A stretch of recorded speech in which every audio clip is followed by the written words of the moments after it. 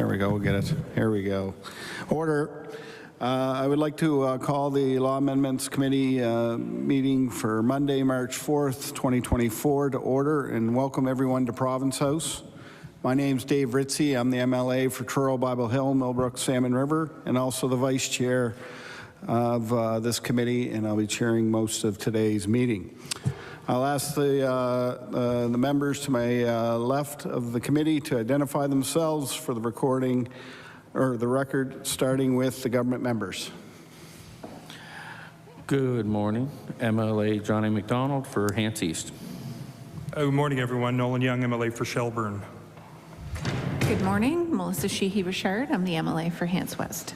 Good morning, everyone. Brendan McGuire, Halifax Atlantic. Good morning. Susan LeBlanc, MLA for Dartmouth North. Hi, Gary Burrell, Halifax Chebucto. Good morning, Laura Lee Nickel, MLA, Cole Harbour, Dartmouth. Good morning, everyone. Tony Ince, MLA for Cole Harbour. I would also like to recognize Legislative Council with us today. To my right, Gordon Hebb, and to my left, Karen Kinley. So I'm just going to go quickly through the rules of the committee. I would like to request that everyone please turn off their cell phones or put them on vibrate. I'll ask that everyone attending in the audience be always respectful. This is to be no shouting or cheering, either for or against what is discussed or any other disorderly behavior. If there is disorderly behavior, you'll be asked to leave.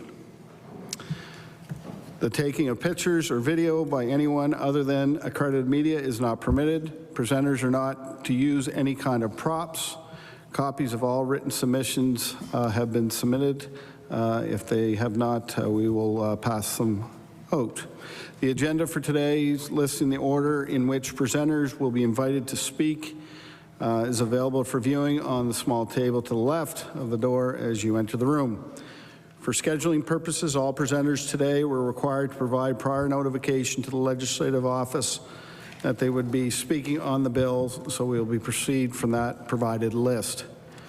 When your name is called, please come forward and state your name, how you'd like the committee to address you, and the organization, if any, that you represent. Once again, in order to allow all the scheduled speakers an opportunity to speak at a reasonable time, we will be keeping track of the time. You'll each set a time to make your presentation, followed by receiving and answering questions from the members of the committee for up to 5 minutes. I'll alert you when there's 1 minute left to speak and when the time is up. So I'll call the first speaker on Bill 404, Energy Reform Bill, David Niera.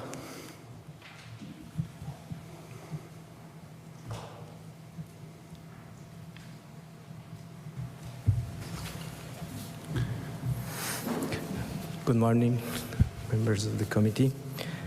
We acknowledge that we are gathered today on the unceded and unsurrendered territory of Mi'kmaq people, past, present, and future caretakers of this land.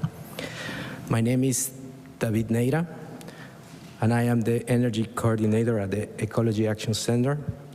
Today, I approach our discussion enthusiastically and thoughtfully as we delve into the Transformative Energy Reform Act. While we support the overarching goals of this bill, it's essential to acknowledge that, like any comprehensive legislation, certain aspects have raised valid concerns. In our conversation today, we'll navigate through both the promising strides and potential challenges presented by the groundbreaking act. Let's explore how to refine and enhance this legislation to ensure a balanced, forward-thinking approach to Nova Scotia's energy future. We are pleased to see Bill 404 reflects a measured commitment to sustainability, something which has long been absent in the context of utility regulation in Nova Scotia. The Ecology Action Center applauds the creation of the Nova Scotia Energy Board and the establishment of a clear mandate to consider sustainability and the province's legislated climate goals.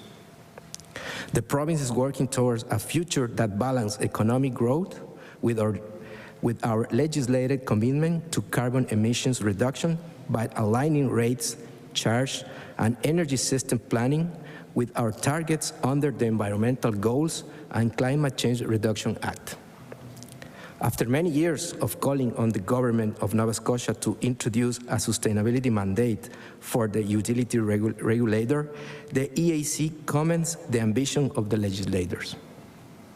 We believe that this provision could be strengthened by the introduction of a new sustainability advocate to work alongside the other advocates before the board.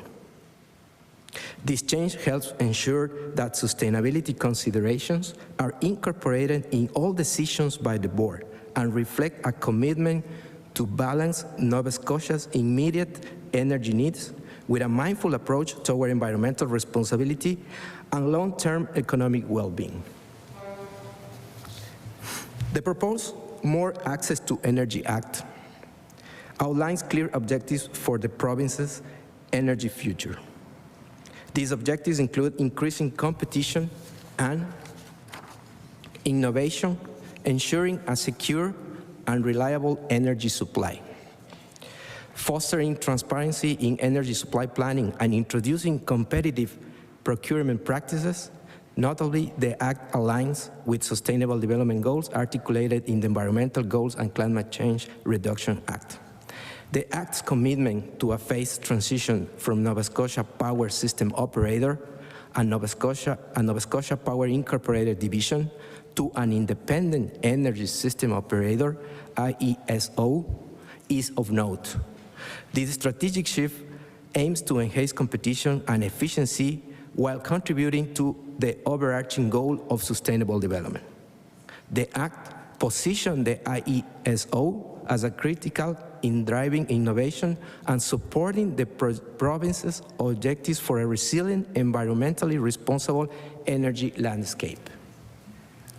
We also applaud that Bill 404 establishes the IESO as an independent, non-profit entity that will be central in shaping the province's energy future.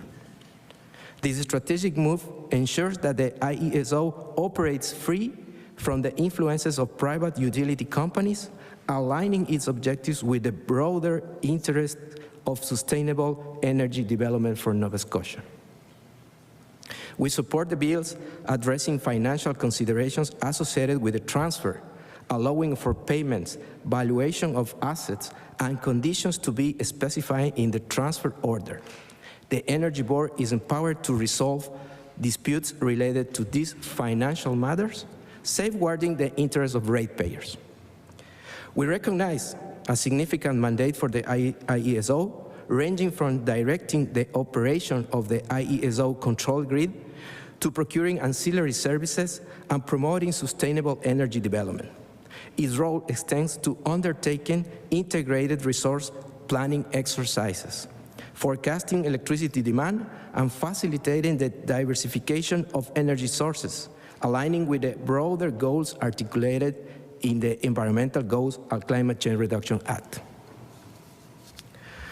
While the sections of Bill 404 detailing the creation and functions of the IESO do not explicitly address provisions regarding potential conflicts of interest for former NSPI staff transitioning to the IESO, it is essential to note that matters related to conflicts of interest and personal transitions are often addressed in separate policies, guidelines, or employment agreements.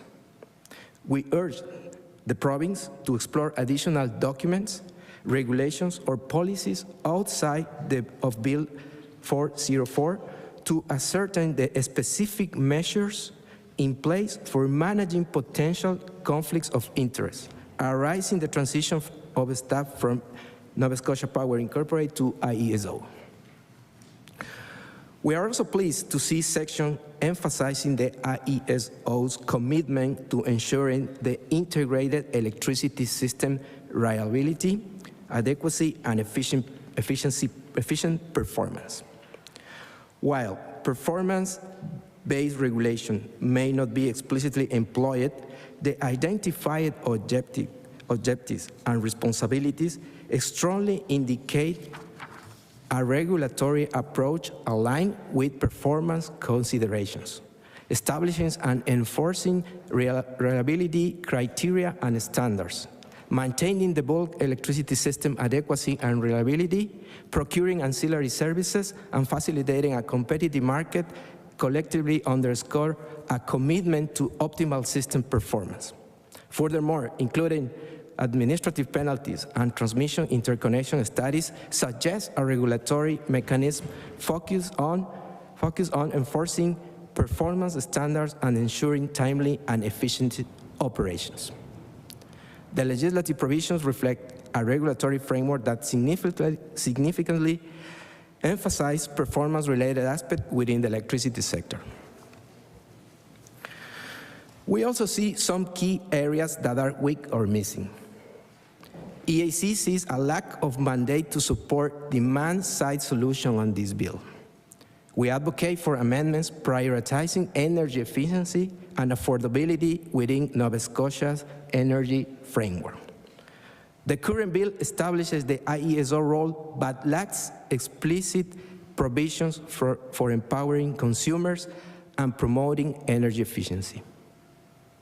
To address this gap, amendments should be considered to encourage consumer participation in the energy market, enhance energy efficiency measures, and ensure equitable energy costs for all citizens. Proposed amendments would empower consumers to manage energy demand actively, contribute to grid reliability, and promote flexibility, integrating energy efficiency mandate into Bill 404. Integrating mandates into Bill 404 allows Nova Scotia to establish universal access to programs to reduce energy consumption and promote sustainability. Moreover, amendments should prioritize affordability by introducing measures to protect vulnerable households from high energy costs and exploring innovative pricing models. You have 1 more minute. Aligning these amendments with Bill 404's mission meets regulatory standards and sets the stage for a sustainable, customer-centric energy future in Nova Scotia. Also, we want to express serious concerns about the decision to lift the ban on nuclear energy generation, including small modular reactors, which has been placed since 1992. While recognizing the importance of exploring diverse energy sources, we must approach nuclear energy with heightened scrutiny due to its associated risks. We must prioritize the safety and well-being of our communities while exploring options for a sustainable energy future. We want to finish this statement. Order. Time has elapsed for the presentation. I'll now ask members if there are any questions for Mr. Nira. MLA LeBlanc. Well, I would just use my question to see if you can, finish your final thought there, but also, can we get a copy of your remarks? Yes, for sure. Thank you. Absolutely. Yeah. So basically, my question is, what were you about to say? Mr. Nira? Yes, thank you. We want to finish this statement by urging the government to implement the other Clean Electricity Solutions Task Force recommendations, particularly Recommendation 12. To tackle affordability concerns, the report suggests evaluating subsidy programs, drawing attention to the Affordable Energy Coalition's recommendation, which aim to create a tailor-made suite of programs for Nova Scotia to alleviate energy poverty. EAC is a proud energy poverty task force member, working with renowned expert Roger Colton to make its recommendations. We feel this work aligns with the Clean Electricity Solutions report's advice and urge the province to consider both reports. Thank you very much. MLA LeBlanc.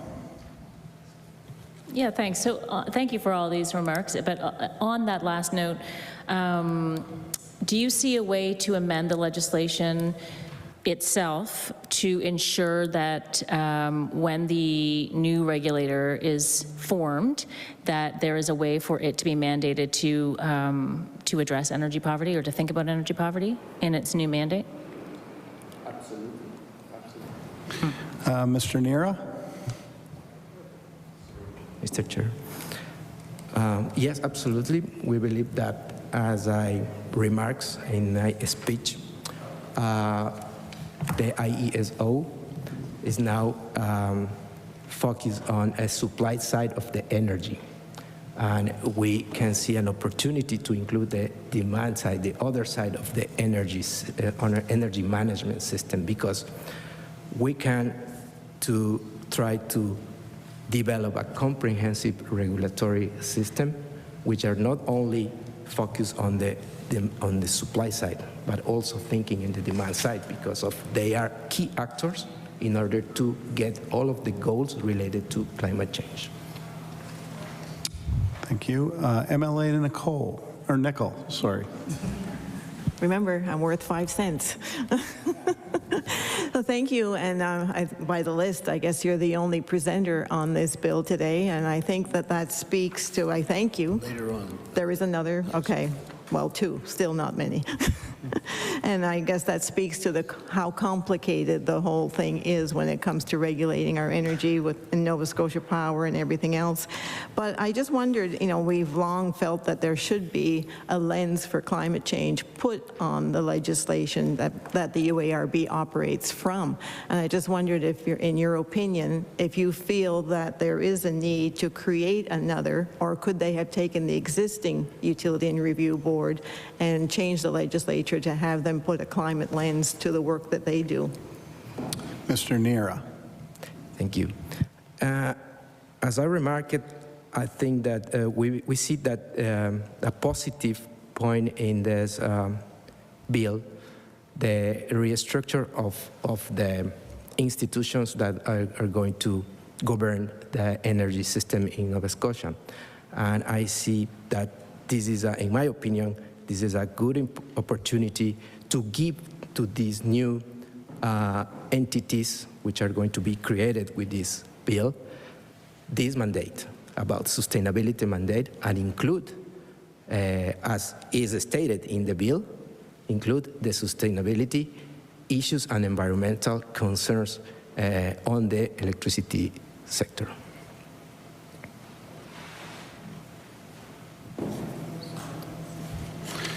Do we have another question from the floor?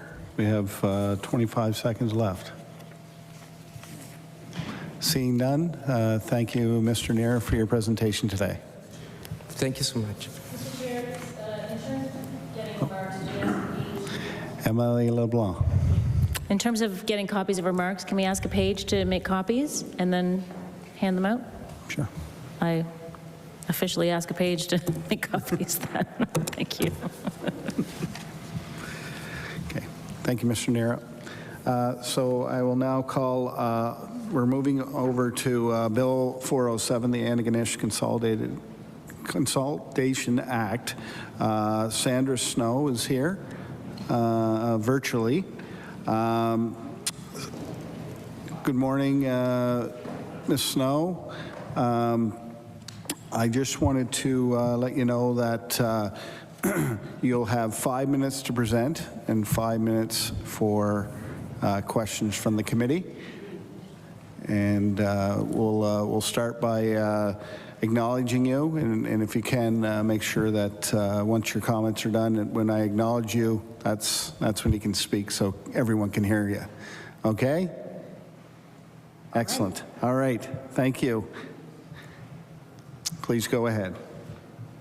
Thank you. Good morning, Chair Ritzie and committee members. Thank you for the opportunity to speak on Bill 407. My name is Sandra Snow, Mayor of the town of Kentville. I am here in my capacity as the Vice President of the Nova Scotia Federation of Municipalities. Our President, Carolyn Bolivar-Getson, sends her regrets as she's in another province at another commitment today. As you know, the NSFM is the legislated voice of all municipalities in Nova Scotia. You will no doubt hear from those deeply involved in the research and public engagement process that led Antigonish councils to vote in favor of consolidation, so I won't spend any time on those details. I will share comments on behalf of the NSFM Board of Directors as well as the mandate provided by our membership to promote municipal modernization and sustainability.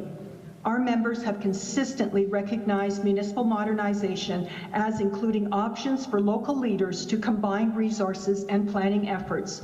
NSFM wrote to Premier Houston last March and again recently to provide insights into why it's so important to support a regional approach to municipal service delivery.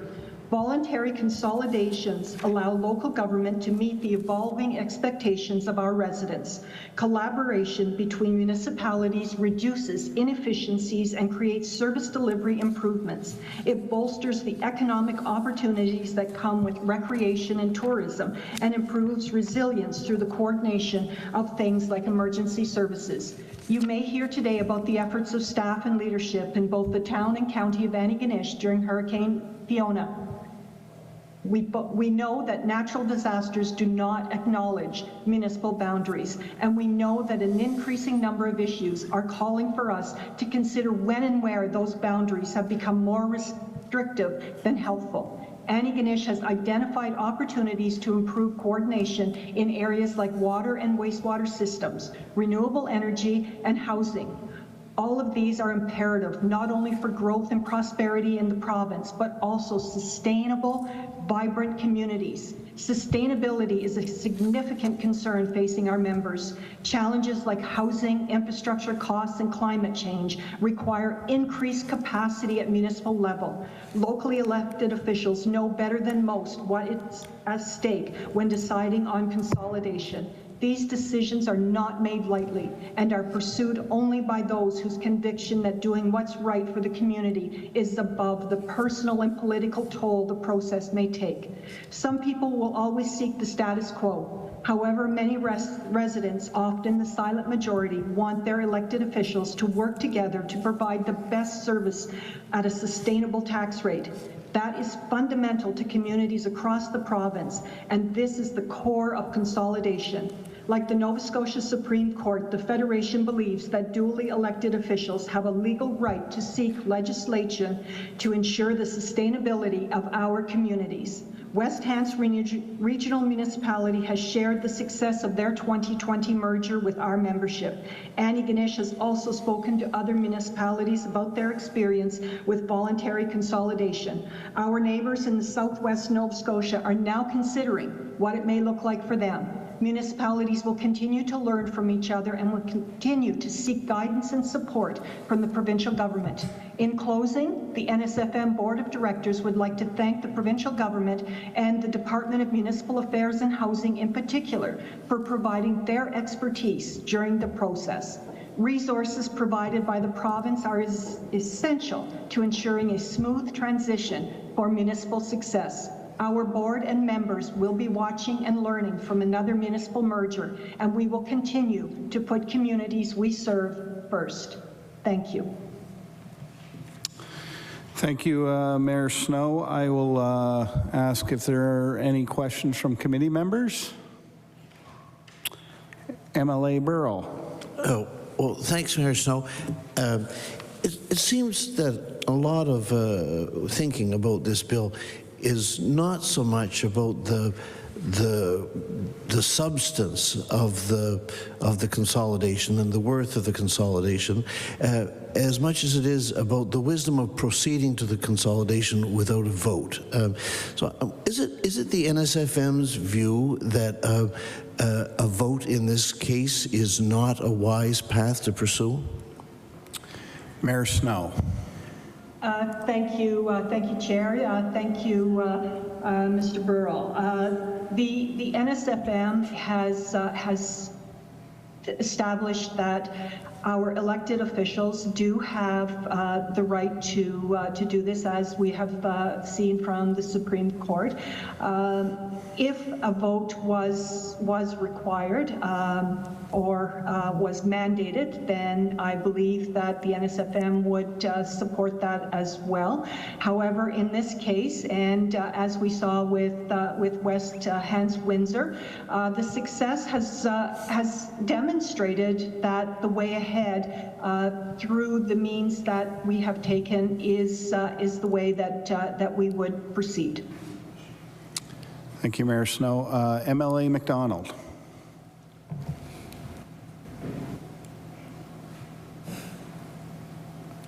Thank you. Mayor Snow, you kind of answered it, but I just figured I'd ask. You would agree that the elected representatives are the voice of the people? Mayor Snow. Thank you. Yes, from an NSFM perspective, we believe that our elected officials have been elected by the residents of municipalities to make decisions that are best for the municipalities and the sustainability of those communities. MLA Ince. Thank you, Mayor Snow. With that statement of elected officials having their duty to, move forward, isn't that also a point that elected officials should consult before they make decisions based on, the electorate? Mayor Snow. Yes, agreed. And as we have seen in both cases, the county and town of Antigonish and formerly Windsor West Hants, in both cases a long and arduous consultation period was held with their residents, and at the end of the day, these are the decisions going forward for the best of the community. Thank you, Mayor Snow. If there are no other questions from committee members, I would like to thank you for your presentation, and have a great day. Thank you, and best to you.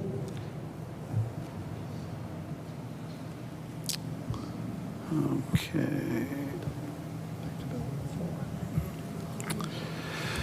So we're going to come back to Bill 404, and we have our last speaker on this bill, Tina Northorpe.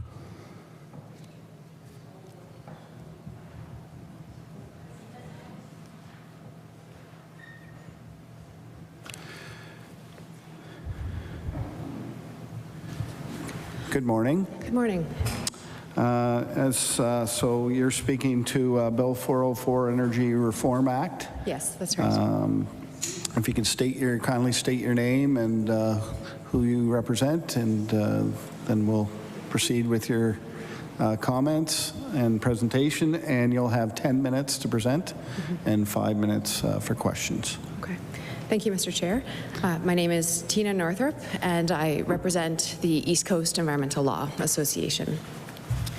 And I'll say a few words about the association just for those who don't know us, but I'd also like to begin just briefly with a short apology. I ran into a printing error as I was getting ready this morning, and so I'm here without my prepared notes. So I'll speak a little bit more conversationally, and if there are specific references to the bill, like pinpoint references to clauses or to specific language within it, I'd be very happy to follow up in writing if the committee would like any specifics along those lines. So I'll just begin by saying briefly, for those who don't know, that East Coast Environmental Law is a regional charity. Right now our staff is based here in Nova Scotia. I'm here in Halifax, and we provide public interest environmental law services throughout Atlantic Canada. But certainly the roots of the organization are in Nova Scotia, and we've been working here since 2007. We have three key pillars of our work that we engage in order to attempt to fulfill our larger vision, or to realize our larger vision, which is a future in which laws and legal processes support ecological health and the realization of environmental and climate justice in the region. So we engage in law reform advocacy, public legal education, and community support primarily. And we have been engaging for quite some time on electricity regulation in Nova Scotia, in particular with an eye to the renewable energy transition and supporting the renewable energy transition, you know, looking to see that the laws in place are equipped to support that transition in a good way. And we have been calling, along with colleagues at the Ecology Action Centre, for several years now for a sustainability mandate for the electricity regulator, which for the past several years, as you know, has been the Utility and Review Board. So a report that we prepared in 2021 with and for the Ecology Action Centre was actually considered by the task force to some extent, and drawn upon in the task force's recommendations in their final report. And ultimately, the final report went ahead and adopted one of the recommendations that we've been making for some time, which is that the electricity regulator have a sustainability mandate. And the reasons for that were spelled out at length in our report, and the task force reiterated a number of them, which, to say briefly, is really just that, without a clear sustainability mandate, the board has not been well equipped and would not be well equipped to take sustainable development, sustainable prosperity into account. So we are really pleased to see that recommendation. I have to say, really pleased to see that recommendation brought forward in Bill 404. And so that's the first point that I wanted to make today, is that, speaking personally, I was really thrilled to see that, and I think it opens up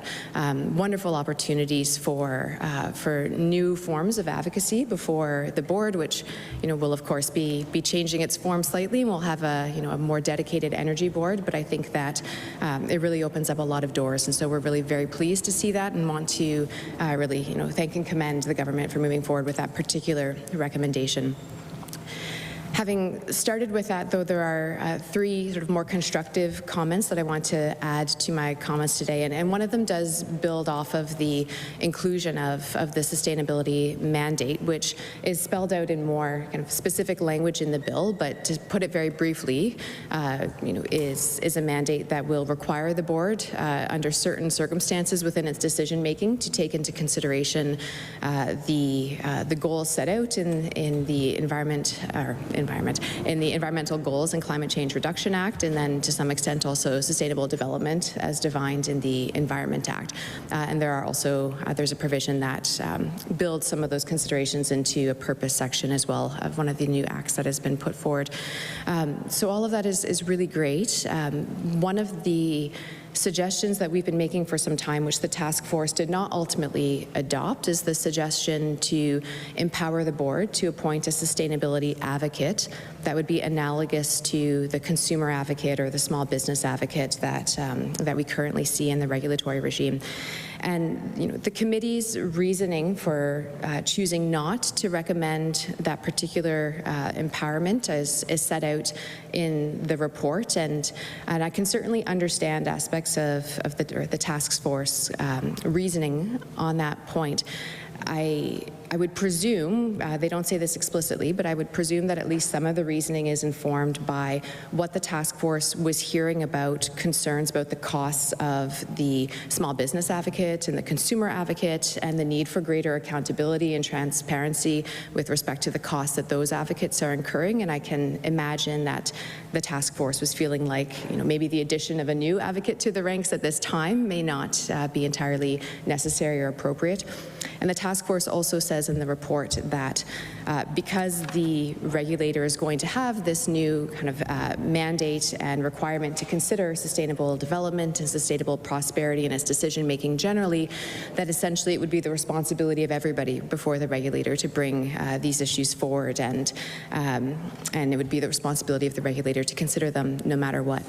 And while I take that point, the comment I want to make about that today is that realistically, in practice, the regulator's powers to unilaterally bring issues forward of its own account is going to be quite limited, and there's no real guarantee that the regular stakeholders that participate in proceedings before the Energy Board are necessarily going to be equipped or going to be prioritizing or thinking about bringing the sustainability lens forward in proceedings. So typically, in order for a board like the Energy Board to be able to consider these issues thoroughly, it's going to look to have evidence brought before it. And to have evidence brought before it, you really need parties to proceedings who are gathering necessary information, if necessary, hiring consultants or other experts who can prepare reports and then come and be available to speak to those reports. It's much easier if you have representation who is equipped to engage in the processes of direct examinations. They can really help affiants or other witnesses bring their perspectives forward in the appropriate way to establish an evidentiary record that the board can then rely on. So that takes considerable time and resources and a certain amount of skill and experience or willingness to learn on the fly, and it's something that really does benefit from having somebody who's doing that and prioritizing it and paying attention to bring it forward in a good way. So I think the reality is going to be that in the absence of a dedicated sustainability advocate, what we are going to see is organizations like East Coast Environmental Law and the Ecology Action Centre and perhaps others in the province looking to fill that role informally by seeking to intervene in board proceedings where sustainability issues are coming forward in an important way, and then looking to bring forward, evidence and information. And certainly we can, do our best to fill that role informally. And if that's the way that sustainability advocacy before the Energy Board is going to start, I would say, so be it. We'll take that on to the extent that we can and do our best and see what we can do with it. But it does create resourcing questions. And right now, Bill C-404 includes a provision that would allow the Energy Board to supply funding to support interveners, nonprofit interveners who are coming to raise sort of public interest matters before the board. That's certainly an important power and one that we are glad to see, continuing on into the new reorganized regime. But it's one that, because it's a discretionary power, because it doesn't set out any real guarantees that interveners coming to bring a public interest perspective are going to get funding or all the funding they need, it does create some real questions in terms of the ability, like organizations like mine, like the Ecology Action Centre, like others, to come and bring that necessary perspective to the board. So what we would much prefer to see would be language in Bill 404 or alternatively in directives or policy guidance that might follow later, language that would make it a requirement for the board to provide funding to interveners that are seeking to intervene in order to bring a sustainability lens. And perhaps there could still be some discretionary ability for the board to determine how many interveners might be needed to do that and what might be possible or preferable along those lines, but certainly more of a guarantee is something we'd really like to see. So I've spent most of my time talking about that, and my time is running short, so I'll just say very briefly, very glad to see the introduction of new board powers to engage in performance-based regulation or other alternative forms of regulation.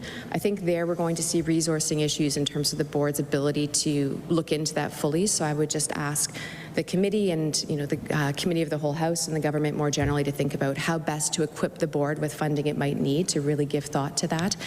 And then finally, the thing that we are most concerned about in Bill 404, and this won't surprise you to hear, I'm sure, is the removal of the long-standing bar against nuclear energy generation in the province. That does raise considerable concern for us about doors we may be opening in that regard. And so we would really urge the government to reconsider where that particular motivation is coming from, and that will conclude my submissions today, but happy to take questions. Wonderful. Thank you, Ms. Northorpe. I will pass it to the committee for any questions. I have MLA Nickel. Thank you, Mr. Chair, and thank you for your presentation. As I said earlier, it is complicated to understand the whole the process with the Utility and Review Board, but we all agree that diversifying, the grid is critical at this point in time for sustainability.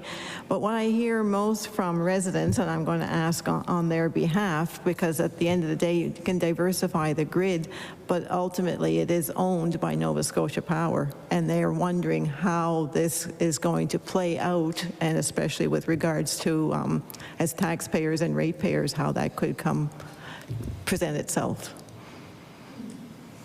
So what might be the cost implications of diversifying and bringing, say, more renewables on board? Is that the question, Plus essentially? the fact that ultimately Nova Scotia Power owns the grid. Right. Okay. Let the speaker recognize the guest, and then as well as the question. So my apologies, my mic wouldn't come on. So Ms. Northorpe, with your answer. Okay, thank you. Thank you, Mr. Chair. So I don't know that I'm in the best position to speak about the potential cost implications or other implications of Nova Scotia Power owning much of the infrastructure. So I'll just respectfully maybe leave that question aside for somebody with more specific perspective on that. What I would say in response to the broader cost implications issue, though, is that, I think there's no question that the renewable energy transition and the infrastructure upgrades and expansions that are going to be required, they will have costs. So certainly we do need to make sure that those costs are being incurred responsibly and prudently, and that they are being they're being allocated equitably. So certainly that's something we all need to keep in mind.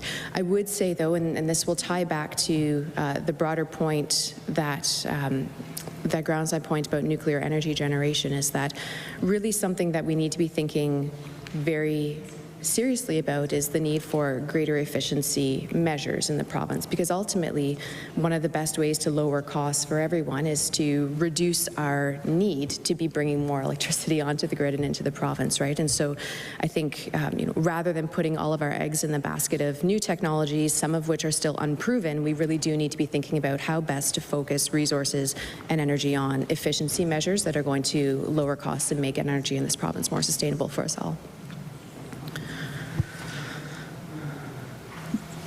Thank you, Ms. Northorpe. Any question? MLA Burrell. Thank you. Thanks for this explanation. Would you mind explaining just a little more fully your concluding point about your concerns about the nuclear provisions in the bill? Oh, Ms. Northorpe. Apologies. So I would say there are two prongs to our concerns. One is that the bill as it stands really only opens a door by removing a long-standing bar gauge generation in the province. It doesn't say too much about what that might mean for the sources of the the elements that are ultimately required for nuclear energy generation. So there's no real sense of whether or not this signals that the government may be interested in opening the potential for, say, uranium exploration and mining in the province, which would of course be a concern to many established communities that we know from our history with uranium exploration and mining in the province, or exploration and mining potential in the province, that there are a number of communities that are established near where resources would be located, and they have real concerns about what exploitation might mean for them. So that's one concern.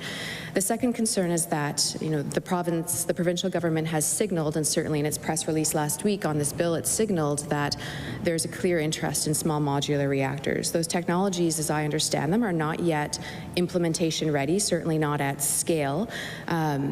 So they are in many ways unproven technologies, and to get back to the point I was making about efficiency earlier, we're at a point in time when investing significant attention and money and resources into a kind of future prospect of new technologies coming onto the grid. I mean, certainly that's important in some ways, but I would say that it's also more important to think about how we can be prioritizing efficiency, reducing the need to be bringing in potentially environmentally contaminating and potentially debilitating for communities technologies onto the grid in order to give us more energy, say 10 years from now. Order. The time has elapsed for questions from members. Thank you, Ms. Northrop. Have a great day. That was our last presenter on Bill 404, the Energy Reform 2024 Act. So I'm looking for a motion to conclude the presentation. MLA McDonald. Thank you, Mr. Chair. I move that presentations on Bill 404, the Energy 2024 Act, now be concluded. All those in favor, say aye. Aye. Those opposed? Oh. Sorry. MLA LeBlanc.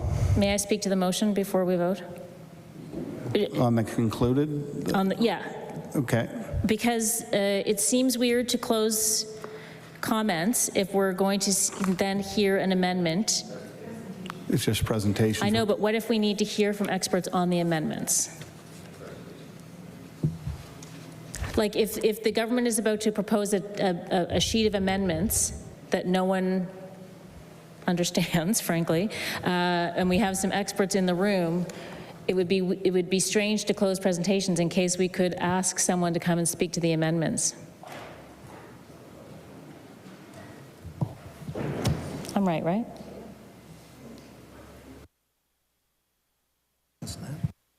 That'd be up to the committee. Yeah, the decision will be up to the committee should that occur, but I don't think that's normal process, I guess, is what I'm saying. So, okay. So we're concluding the presentation at this time. So all those in favor? Aye. Aye. All those opposed? Okay, presentations has closed on this bill. Now we have an amendment, and I'll pass it to MLA McDonald. Thank you, Mr. Chair.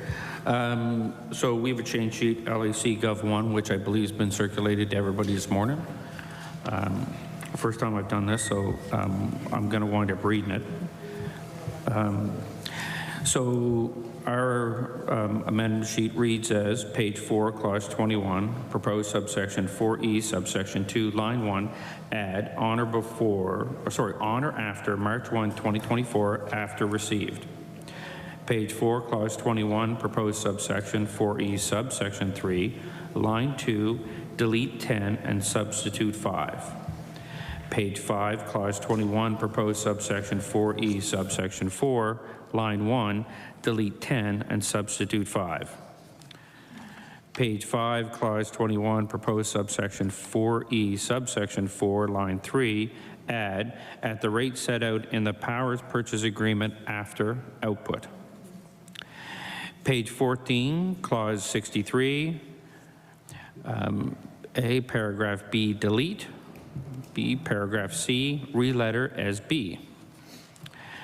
Page 14, clause 64, proposed subsection 34A, subsection 4, line 1, add energy after the.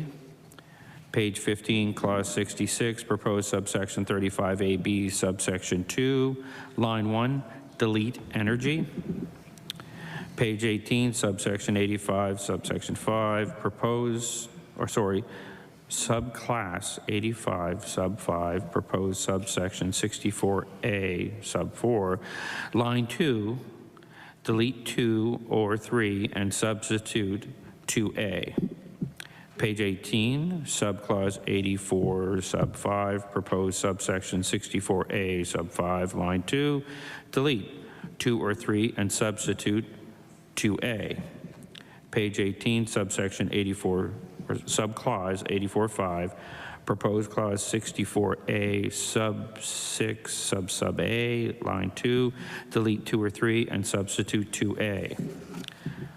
Page 35, clause 10, sub 1, sub D, line 1, delete the hyphen and substitute a space. Page 35, clause 10, sub 1, sub D, line 2, delete and the first time it appears. Page 46, subsection 70, sub 3, line 3, delete subsection 5, sub 2, and substitute section 24. So I'm just going to speak quickly on this. the main purpose of changes for clause 21 have to do with setting so that no previous, it's only future projects, so it sets a date. The change from 10 to 5 was based on feedback that's been received by the government onto it. When it comes to the changes for clause 63, it's because there's now 2 boards can deal with it.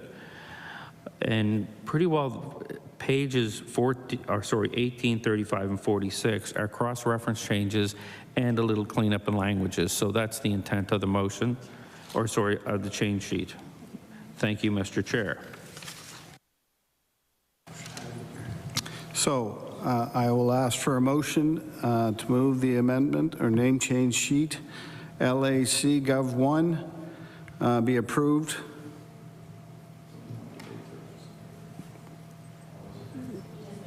Oh, okay. Yeah. Okay. Oh, sorry. That's the part I missed. Sorry. Me, because I forgot. Thank you. I actually forgot to say that.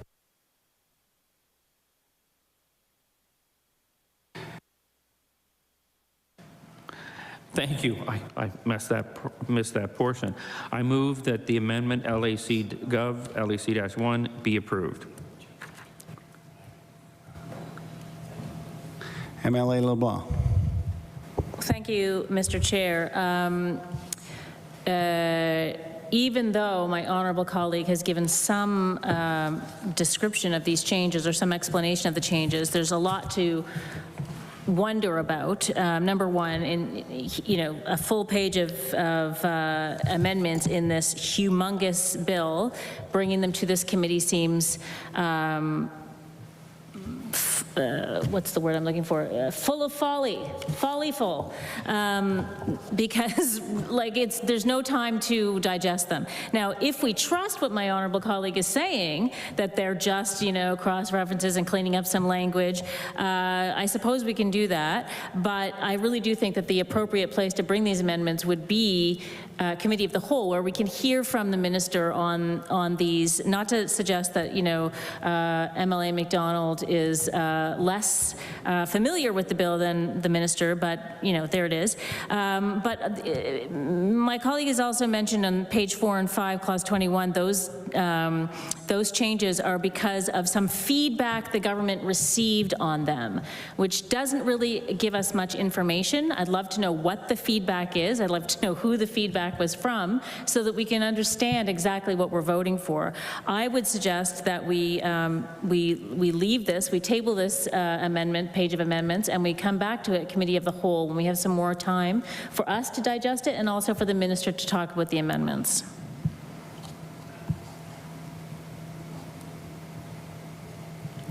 Are there any further discussion on the motion?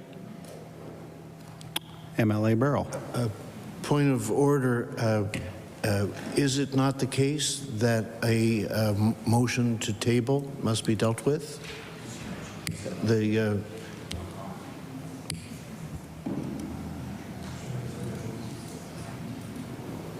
He made the motion. No, but there's a motion on the floor right now that will vote. She can make a motion to defer, which is not debatable and would be immediately voted on if she Okay, and then we come back to the original motion. Okay, all right. MLA LeBlanc, do you want to make the motion? Sure, I will make a motion to table the LAC Government 1. Table them. To the Committee of the Whole. Okay, there's a, MLA Sheehy-Richard.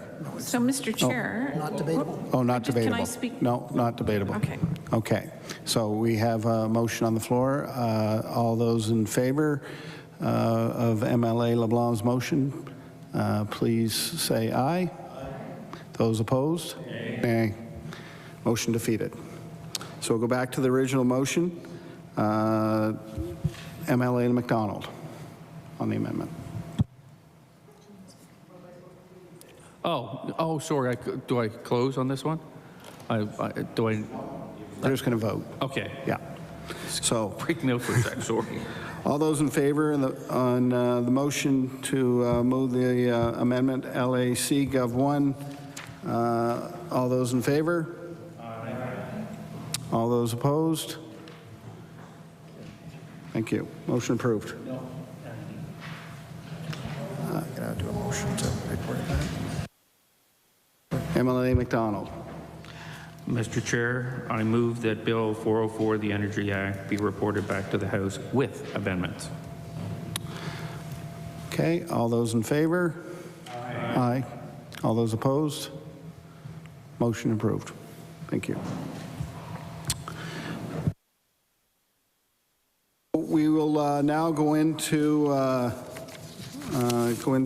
next, back to our Bill 407, the Antigonish Act, Antigonish Consolidation Act,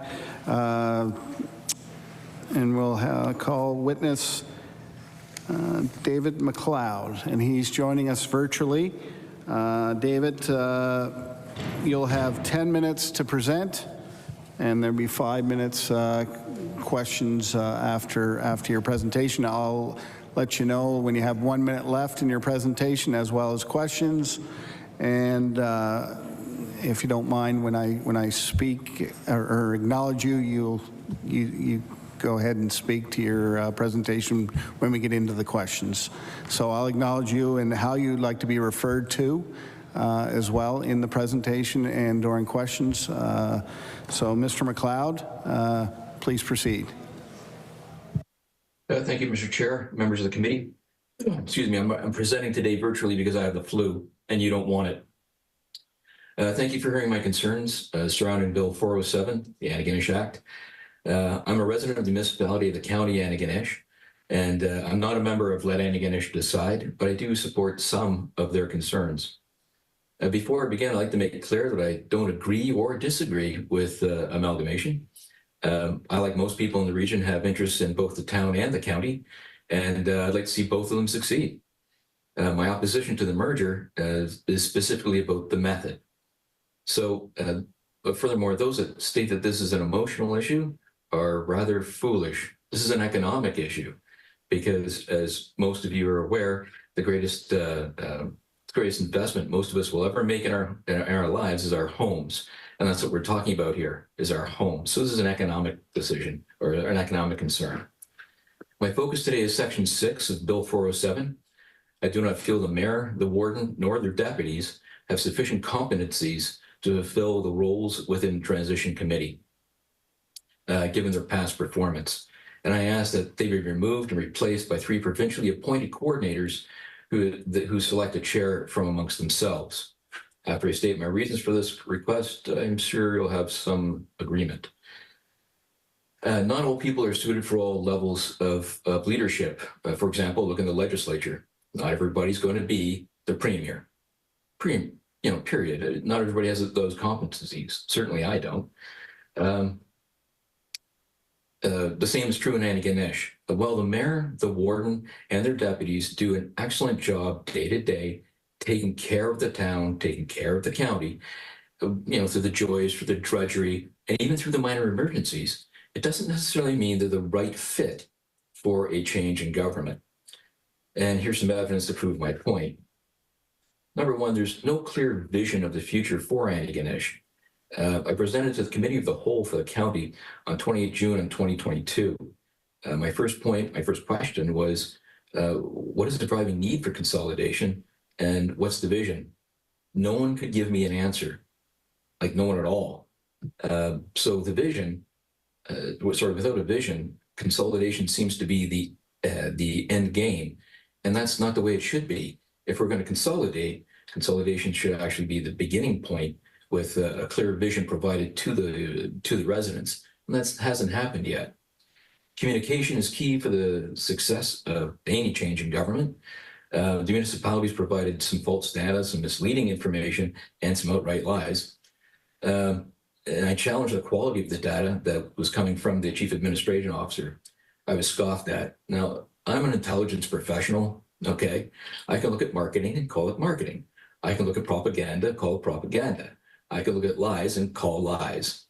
And I can look at junk, and I can call what came out of the so-called evidence provided by the municipalities as junk. The mayor and the warden and the deputies have never made a coherent argument for change. Instead, they've dictated that would happen.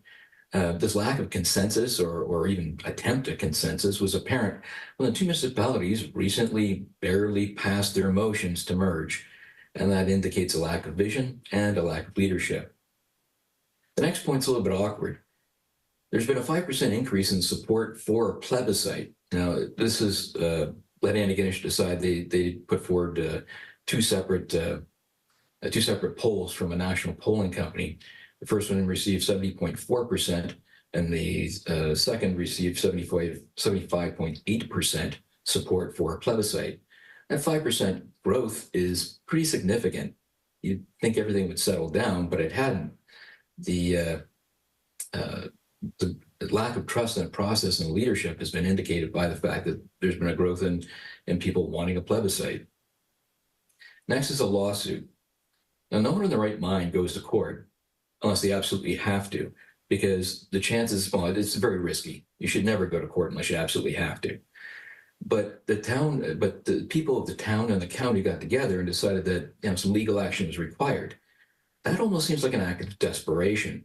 When the people have to take their local representatives to court, that's a real issue. That's a failure of leadership on behalf of the town and the county's leadership, and that needs to be acknowledged. Next, the mayor, the warden, and their deputies are often arrogant, dismissive, and sometimes have vindictive behavior if you happen to disagree with them. And that was clearly indicated when the warden put forth a request for $60,000 from those that actually took him to court. Finally, the mayor, the warden, and their deputies are somewhat indifferent to their contribution to democratic decline. Democratic decline originates with good intentions, where politicians and bureaucrats simply want to move things forward as quickly as they can. Unfortunately, they erode the democratic processes in the process by bypassing standing legislation or existing legislation, and by bypassing the people. In doing so, they set conditions for further erosion and a lack of trust. And that's what we're really facing here, is a lack of trust. At a time of political and economic and social challenges, you would think the politicians would bend over backwards to ensure that that trust would survive in any case. But trust, in this case, is the casualty. Poor behaviors, planning, and leadership have generated a loss of public trust in these politicians. The mayor, the warden, their deputies do not necessarily have the competencies to lead the change in governance. If this bill is passed with Section 6 in its original state, few people in either the town or the county will trust what follows. Why would they? It's been a pretty rough go to this point. With an eye to the future, I argue the town and the county need a fresh political start, and my recommendation is as follows. Section 6, Para 1, a transition committee is established consisting of 3 coordinators, none of whom have held municipal political positions in the town or county. Para 2, the 3 coordinators would select a chair from amongst themselves. Para 3, the mayor, warden, and their deputies are required to execute all decisions from the transition committee without hesitation or comment. 4, upon the first selected council taking office pursuant to this act, the transition committee is dissolved. Mr. Chair, committee members, I thank you for your time. Thank you, Mr. McLeod. I will move to our committee members for questions, starting with MLA Nickel. Thank you, Mr. McLeod, for presenting. I was just at the beginning, you said that this was strictly an economic issue, and you made some reference to homes. And I just wondered if you could elaborate on that, on the homes piece. Mr. McLeod. Sir, thank you for the question. When we say we're worried about the homes, we haven't been given any information as to how a merger would affect our taxes, nor how those taxes would be spent. There's been a real challenge as to how that affects those at low income as well as those at high income. I'm going to refer to a study that was done in Miramichi after they merged, and what they found was a real problem, because those within the county, they wanted the same services as those that were in the town. Of course, that's not affordable. Those within the town had greater demands because their infrastructure demands were higher, and they were unhappy because their taxes were higher. Well, of course they're higher because they had more services. But when it comes to their home, nobody knows what's going to happen to the taxes. No one's going to knows what's going to happen to the services. We just don't have the information, and that's why we're concerned. Okay, thank you, Mr. McLeod. Are there any more questions from the committee? Seeing none, Mr. McLeod, I'd like to thank you for your time and your presentation this morning. Thank you, Mr. Chair.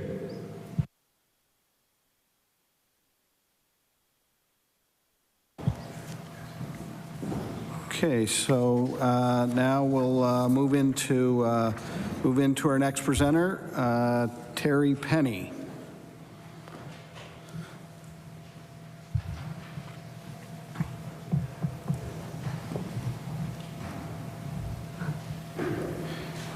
Good morning, or good afternoon now. I guess it's past noon, so I will ask you to introduce yourself, and if there's an organization you're representing, refer to that, and then you can please proceed in going into your presentation. You'll have 10 minutes to present. Okay. And I do have documents here with copies for people. Okay. When you would like to circulate them, We'll is ask one of the pages to up to you, and have that pages to table. pass out those documents. So thank you. Please go ahead. Thank you. Good afternoon, and thank you, Mr. Chair, for the opportunity to present here today. I'm a lifelong resident of Antigonish Town and County, and I'm here to continue to ask that my voice be heard. I am a member of the Let Antigonish Decide group, but I am not here representing them. I speak for myself. Initially, I ask, as this matter continues before the Court of Appeal, that this bill be deferred until court processes are complete. Failing that, after the vote to explore consolidation, community engagement sessions began. On October 11th, 2022, in a CBC Main Street interview, the mayor stated that the purpose of the 17 engagement sessions was to find out, quote, if there was something we were missing. When asked about the total attendance at these sessions, the mayor responded, quote, a conservative estimate would be about 1,200 people. Please note that this number includes all the feedback, including calls and emails. Actual attendance, according to their own document, is 840. When pressed as to how this number represented the voting population, her response was, that would be about 6%. Admitting this was not a very high number, the mayor concluded, quote, I see that as people agreeing with what we said or not being engaged. There is significant evidence to contradict her conclusion.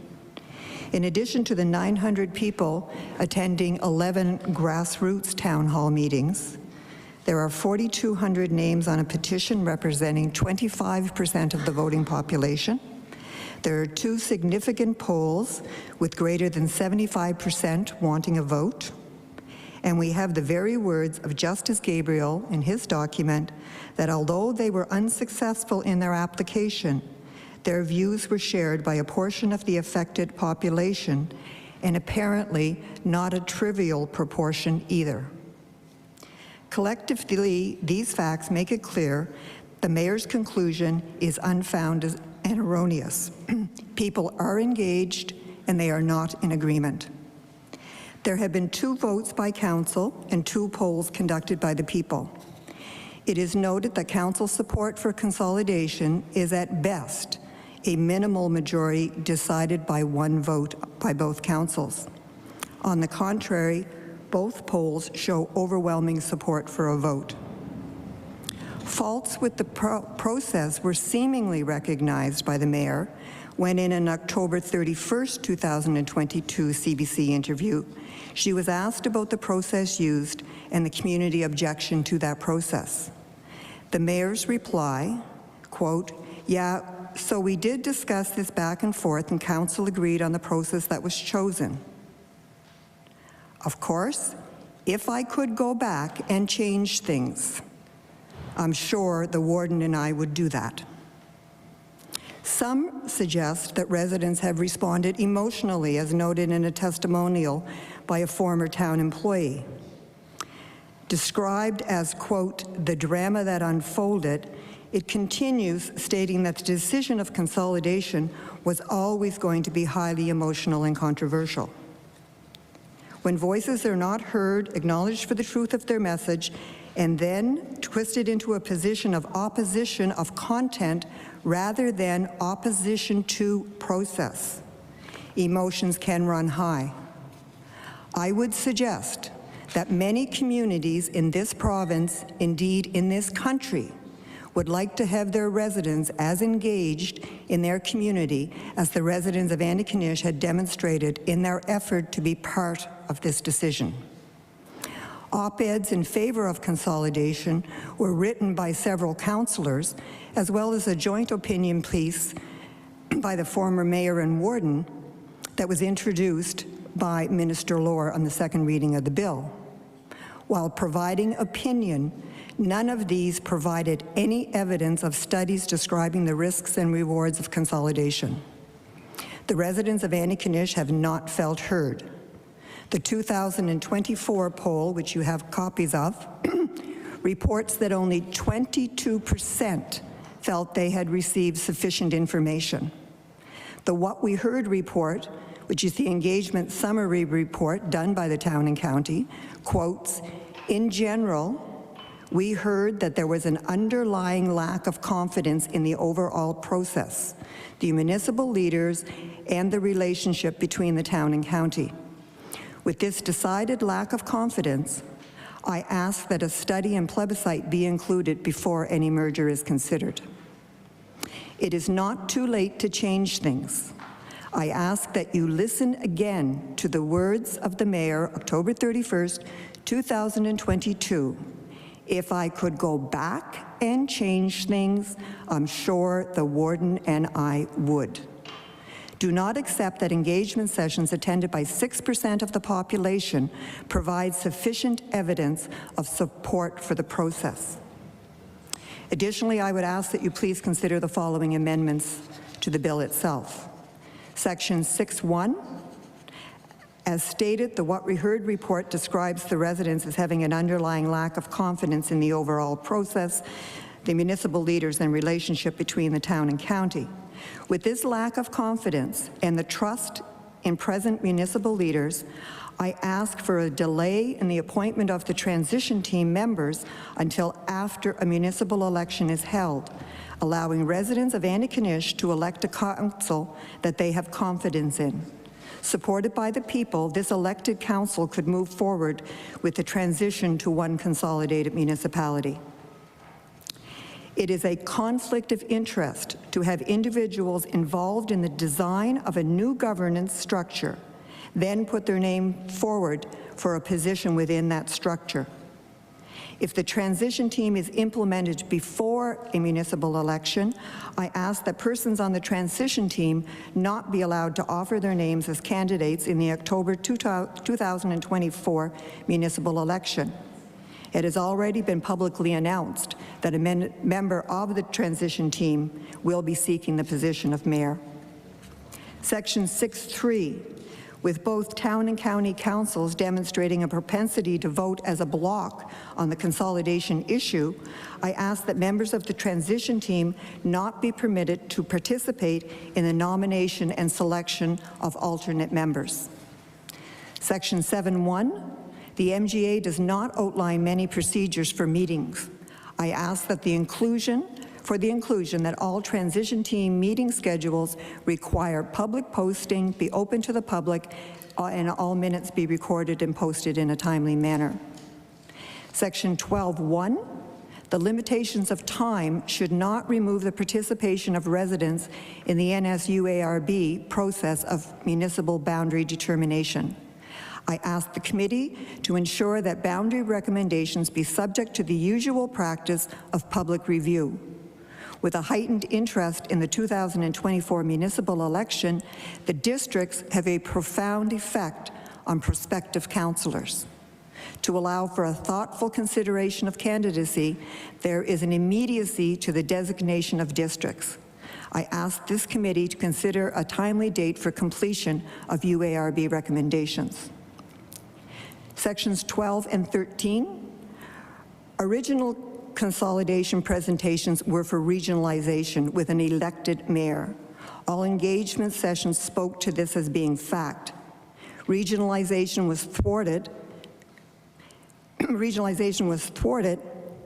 when it was learned that the existing RCMP service contracts would not be applicable to regionalization and result in $1 million cost. However, it was emphasized at that time that all other parameters, including the election of councils by award system and the election of a mayor, would continue. I ask that this act designate the mayor as an elected position. In conclusion, I want to stress to this committee that I am not opposed to consolidation.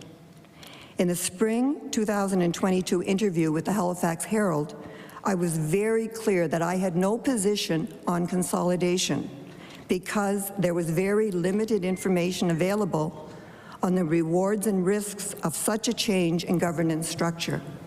I stand by that position today. I believe that any decision on consolidation can only be made after a thorough study of the risks and benefits are conducted. Consolidation will impact us today and into the future. This should not and cannot be a decision of council alone. The voice of the people, my voice, needs to be heard. Order. The time for presentation has elapsed. I will ask committee members to raise their hand if they have any questions. MLA Nickel.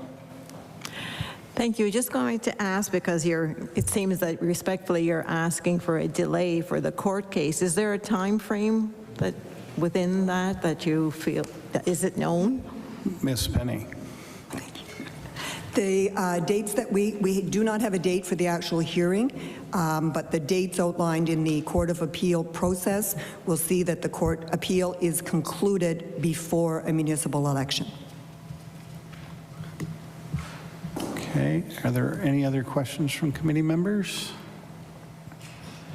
Seeing none, I'd like to thank you for your presentation today. Thank you very much for your time.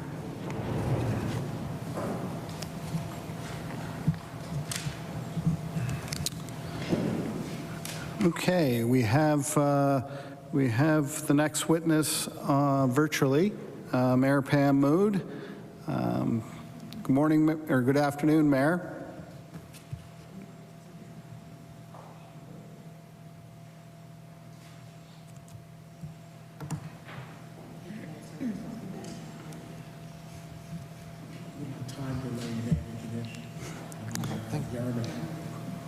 Is that who she's going to hear? Good afternoon, Mayor Mood.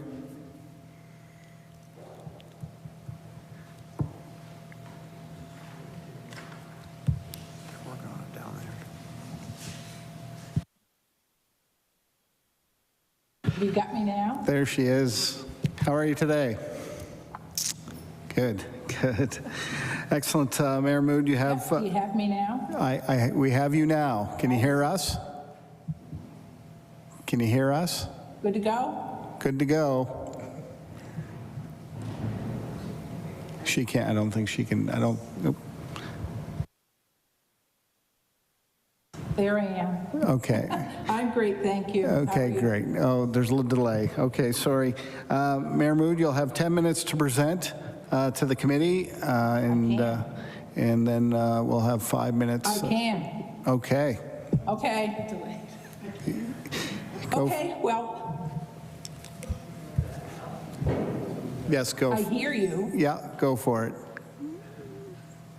You can present.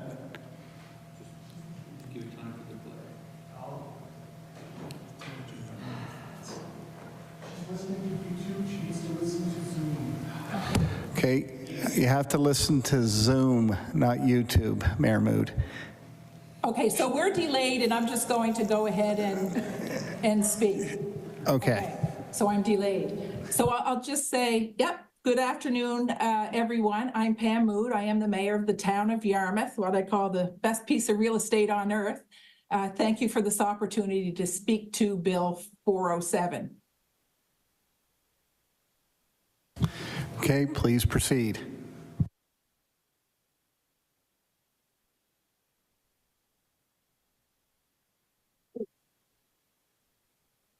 It's a bit difficult to know where to begin, so I'll start at the beginning.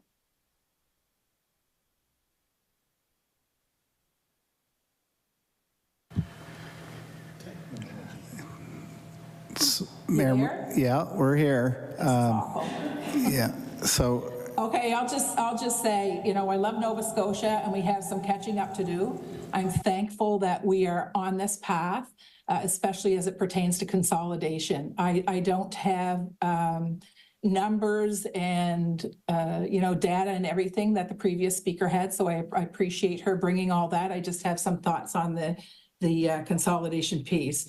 You know, in thinking about where to begin, I'll start at the beginning. So, you know, our boundaries in this province are at least a century old. Everything around services and community and how things are done has changed. And, you know, when it comes to the change that is being sought after by Antigonish and the county of Antigonish, that difficulty with change is no different from any other change. What we have are two separate bodies elected by the people, and I refer to that as democracy, who could continue to do as they have done forever independently. They could. Life would go on. Yet they were elected by the people, not just to maintain their communities, but to better them, to grow them. And to that end, each has come to the conclusion that consolidation will do just that. More so, and I say, I want to clarify this. I say this, the words I share, because I think they have a place in the decision going forward. It's important. You know, more so to hold steady with their decision in the face of you know, some detractors. It speaks clearly not only to the level of their conviction that this is the right thing to do, but it speaks clearly to the integrity of the councils and to their respective leadership, their mayor and their warden. This is hard to say, but I'll say it anyway, because it's important in the process. They've done this in the face of knowing that they would lose friends. How sad is that? Alienate family members, perhaps lose businesses. And yet they stood firm because they were elected to better their communities. And again, I go right to integrity. And I applaud them with everything I have. Because frankly, in the face of, in the face of everything I've watched these community leaders go through, the hate talk, the ugly vitriol, blatant harassment, the outright abuse that in my opinion should have led to a number of people being charged, they stood their ground. And if you've never been in a position like this, it's the ultimate test of one's integrity and belief in what you're doing. So bravo again to the mayor and warden, much respect. And I'll say that I'm thankful that you love your communities enough to have stayed the course in the face of what you went through. You know, governments on all levels have challenging decisions to make every single day of our lives. We will never please everyone. Process won't please, decisions won't please everyone. It's impossible. And most importantly, we may never get to the point where our decisions are understood by everyone.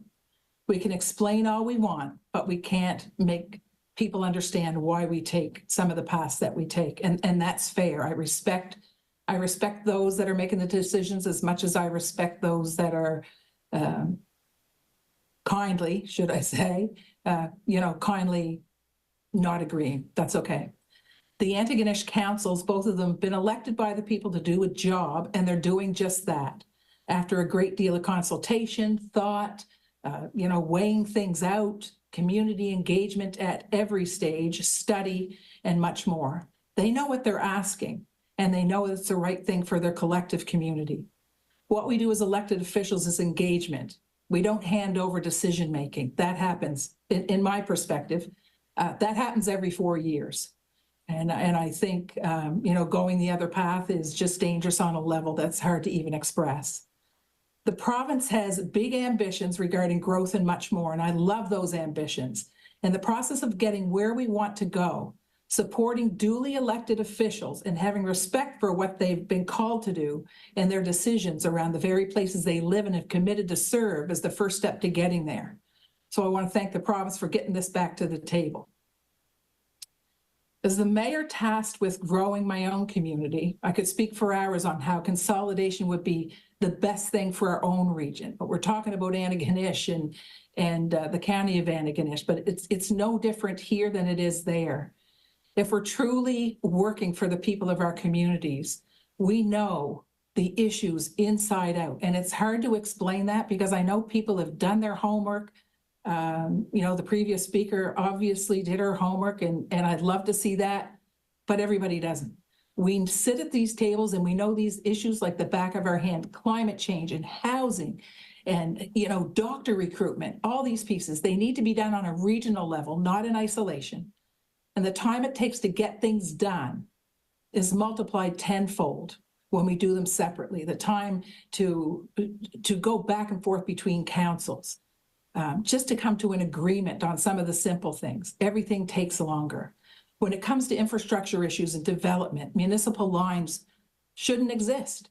They're halting development, they're halting progress, and they're causing far too much confusion for developers who are willing to come, not just developers, but others, but will go where there's a path of least resistance. And I don't think there's anything worse, in my experience anyway, than trying to get councils to agree on anything, the time it takes. So thankfully, Antigonish is already there.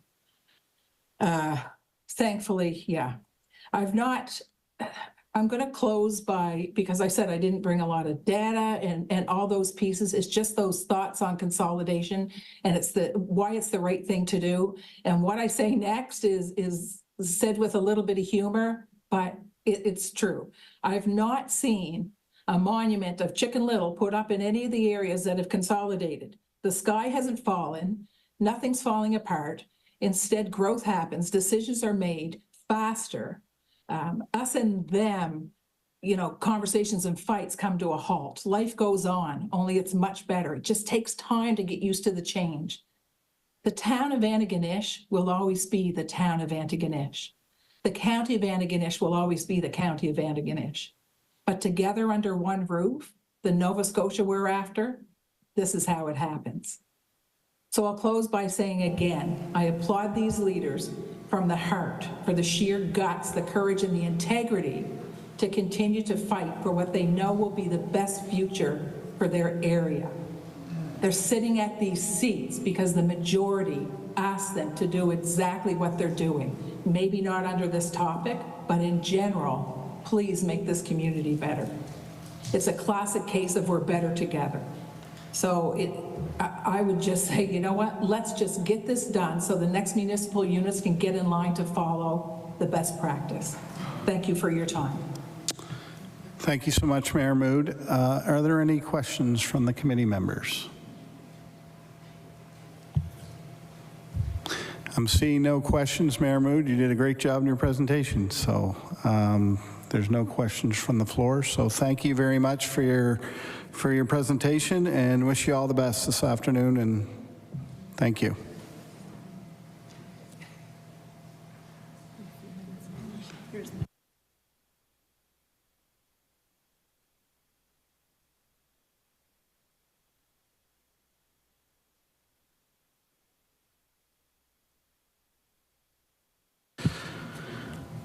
So we'll move on to our next presenter on this bill, Mr. Carl Chisholm.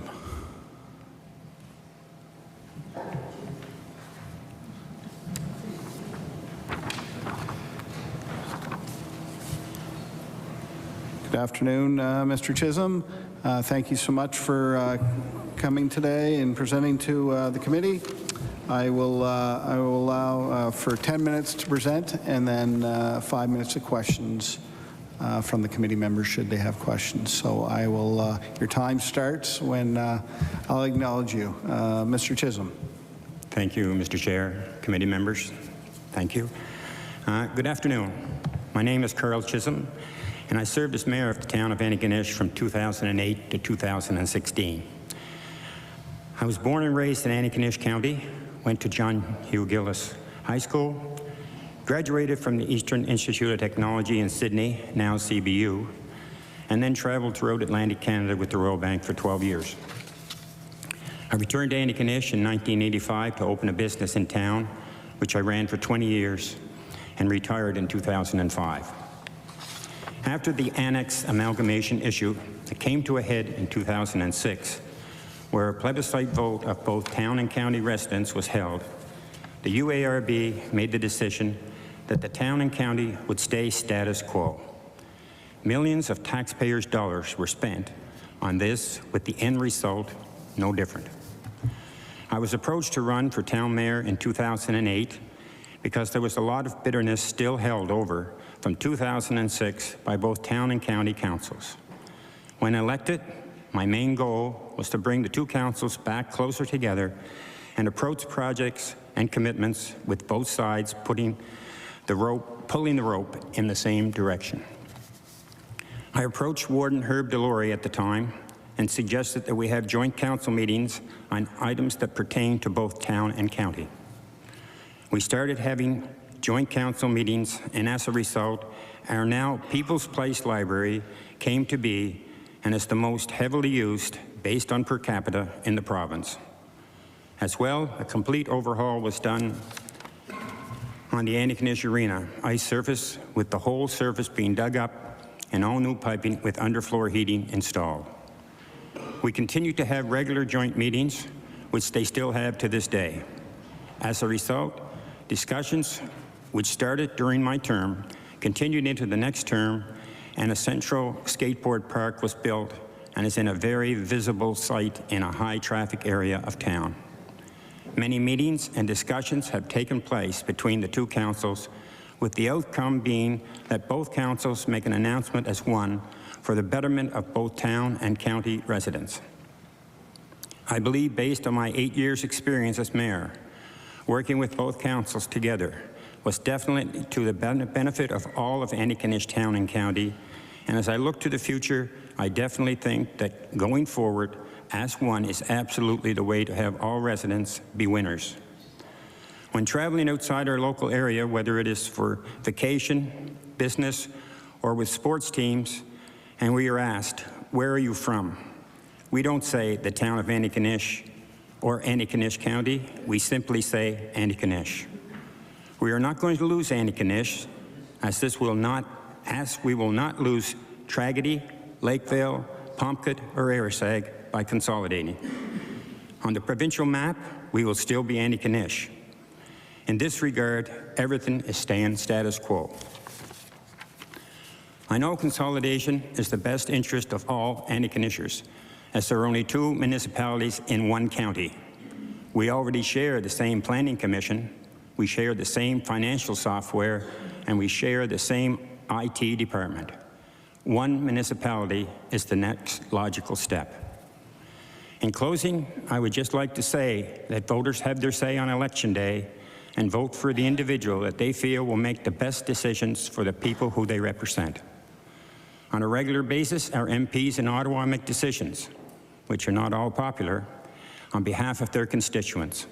Our MLAs here in Halifax make decisions that affect constituents on a regular basis, although not always popular.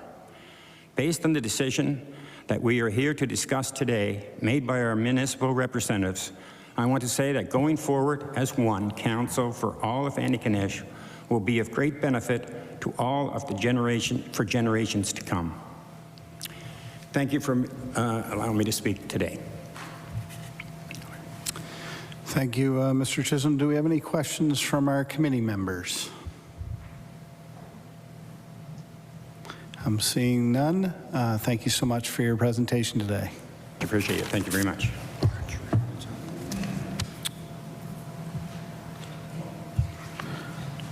All right, I will now ask Anne Marie Long to come to the front.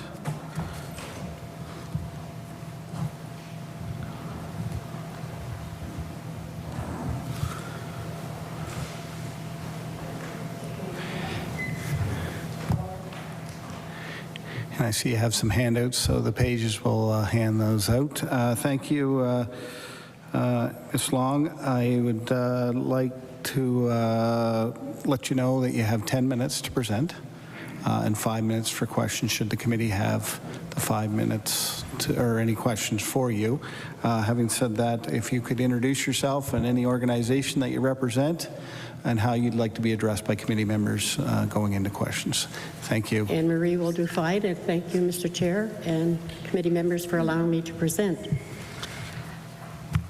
I'm a person, I live in rural Antigonish County. I'm a retired CPA since April of 2009, after 36 years with the Canada Revenue Agency.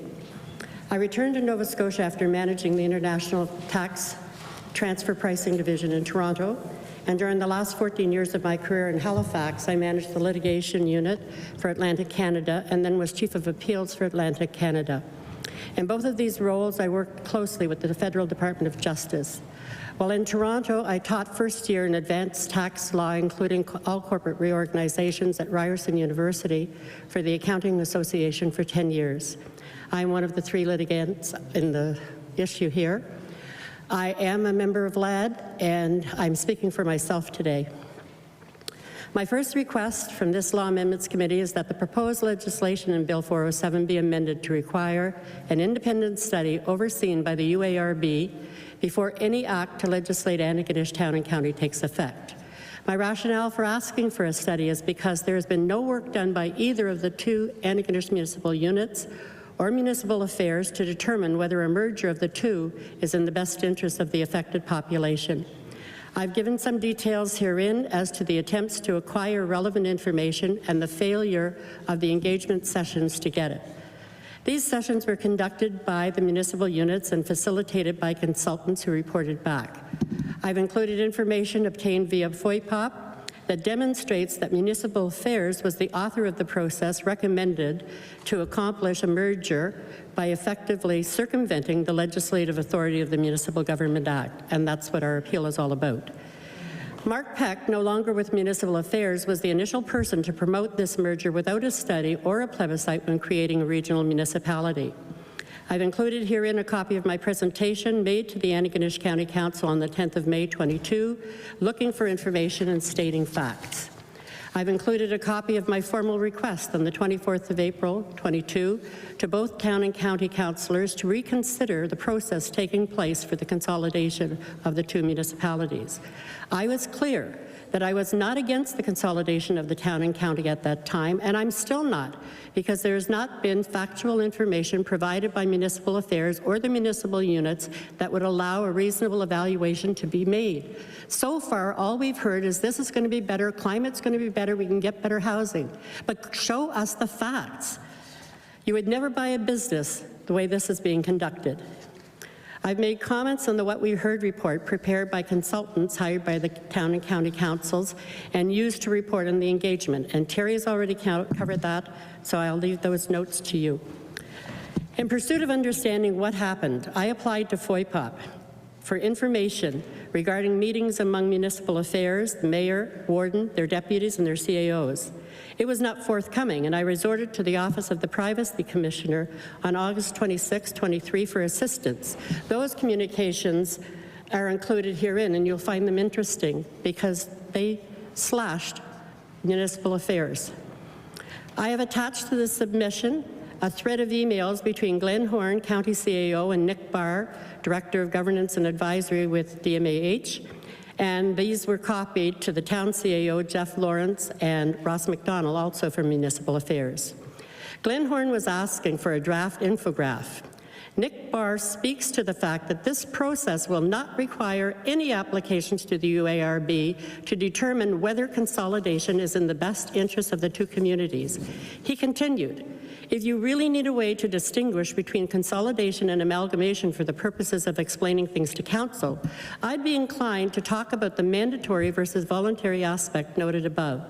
The fact that UARB will not be involved other than for electoral boundary purposes, and the two municipalities will make their own decisions about what the new combined municipality will look like, rather than having a third party make these decisions.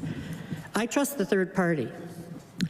Glenn Horn, as part of his 13th of September 21 response, said, and this is the day the council voted to explore, I thought it would have greater standing and avoid some criticism from opponents if it came from DMAH as the authority on municipal reform and a neutral party in our ongoing discussions.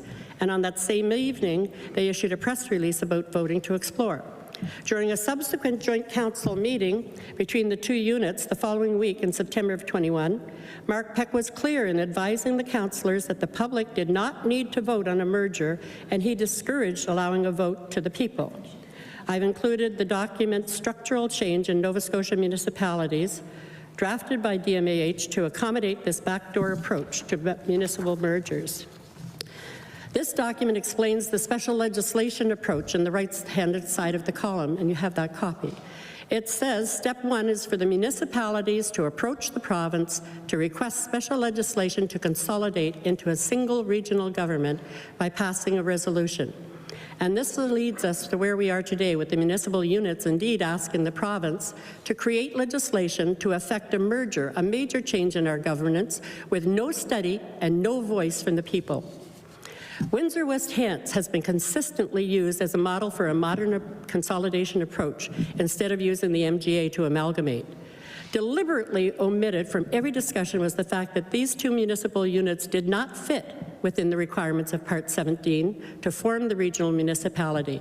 As confirmed in Hansard on the 22nd of September 2018, it said, the situation is unique because the regional government will consist of only Windsor and West Hants.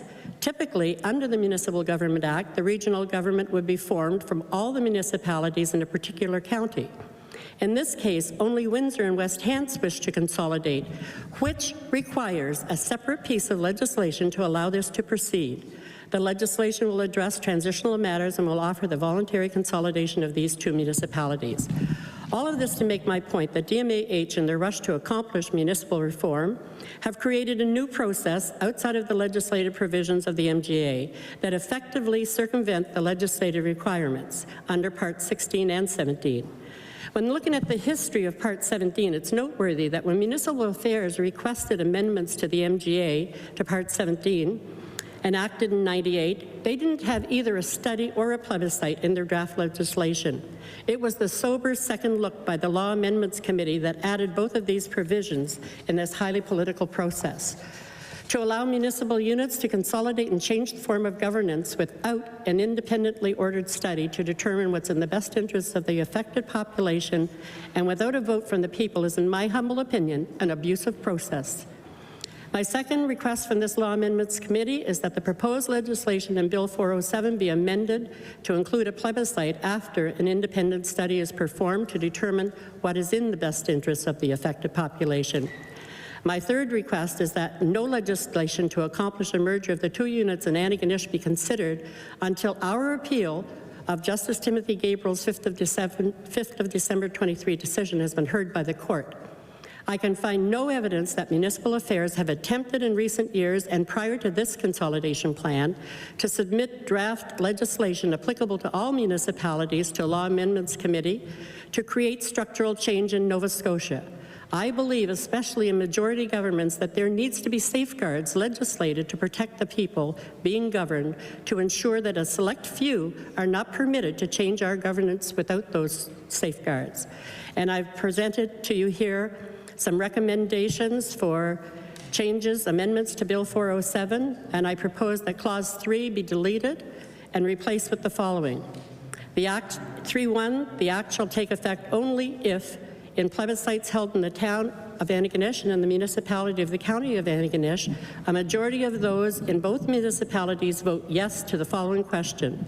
Do you agree that the town of Antigonish be dissolved and that its inhabitants become residents of the municipality of the County of Antigonish?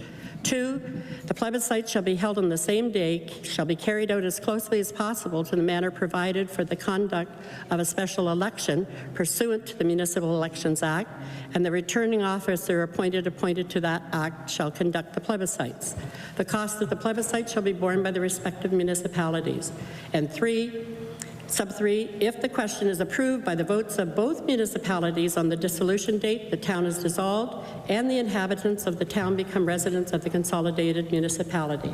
And if you did that, there would need to be a further amendment for a dissolution date months from that. I have comments in there, I don't know how much time I've left, about the role of the coordinator and who it should be. I believe it should be the UARB, someone from the UARB. I want to see it amended to have a member of them as coordinator because there's been a significant erosion in public trust in our Antigonish municipal leaders, and increasingly discontent has reached the provincial level. A coordinator from the UARB would help ensure that matters on which there is no agreement as between the participants from each municipal unit are dealt with by someone with municipal experience, expertise, and impartiality. If the MGA process as currently instituted was to be observed, it would be the UARB Order. body. The time has elapsed for presentation. Well, you have the rest. Yeah. You have the rest. There's not much left. There's only another paragraph. That will lead into the question time. Okay.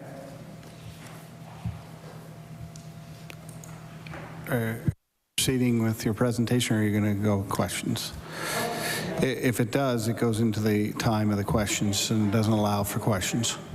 I would say yes, sir. Anne Marie? Yes.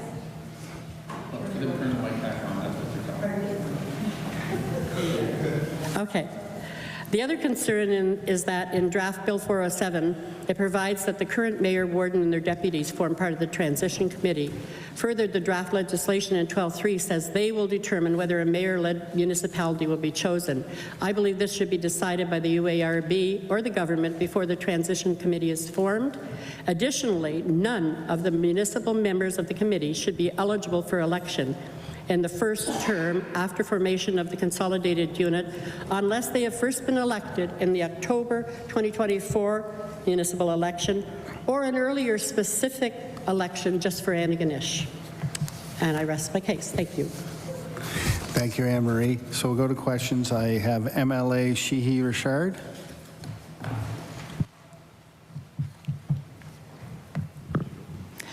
Thank you, Mr. Chair, and thank you for being here today. I understand, it's a very emotional topic, and I being the member that represents the situation in West Hants, I just refer to a comment in the FOIPOP of 2018 that it wasn't necessary, and partly due to the fact that the former town of Hantsport had already dissolved into West Hants at that time, which only left the town of Windsor, which was surrounded completely at that point by West Hants. So I just wanted to correct the record just to make that comment so that you can know. And also, you talk about not having councillor, mayor, and warden, but as the process unfolds, there will be an election to determine who that mayor or will be of the new identity. And in West Hants, it was determined that this stuff is for financial stability and the elimination of duplication of services that are already being shared, one water utility, one taxing bracket. And the biggest thing in our area was the fact that there was 3 different sets of planning bylaws. So when we talk about the growth and the viability of a community, it was determined that, it was easier to have one standardized thing. So I guess my question is that, is your concern that the process leading into the new council is going to be, I'm just kind of wondering what your concern is of having the 2 elected officials being part of the decision making as they work through the stages of the consolidation. Okay. Oh, Anne Marie. Yes, I will answer that question, but first I want to also make a comment about Windsor West Hants. In my research, I learned that it was actually the people of Windsor West Hants who requested a consolidation that was put on hold by the UARB before any of this came to be. And they got an election, they got a municipal election and chose the people who would lead them through that change. So I understand all this stuff about costs and whatnot. I'm an accountant. For God's sakes, I want to know what the benefits are. And why should we have a new council? Because I'm telling you, if you walk through the streets of Antigonish in the county, you will find that the two leaders right now are not at all trusted because they didn't run on a mandate to do this. And I'm not saying that you have to have a mandate for everything, but we're talking about a major change in governance where the county has a lot more money than the town, and neither one of them are suffering financially. So I want to see facts and figures, not just stuff pulled out of the air. Yes, we're supposed to have efficiencies, but the mayor has said nobody's going to lose a job. Well, show us the facts. That's what I want. And that's why I don't want the two people who are leading now, because they haven't been truthful in their answers to us, and they haven't given us the information we requested. I hope that answers you. Thank you, Anne Marie. So we have 15 seconds left in questions, so I'm going to close off the questions. And I want to thank you so much for your presentation this afternoon. I really appreciate the opportunity. Thank you.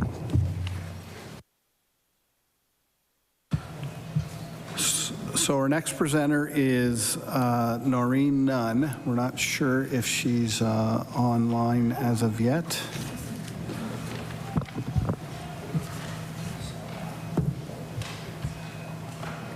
Oh, there she is, I believe.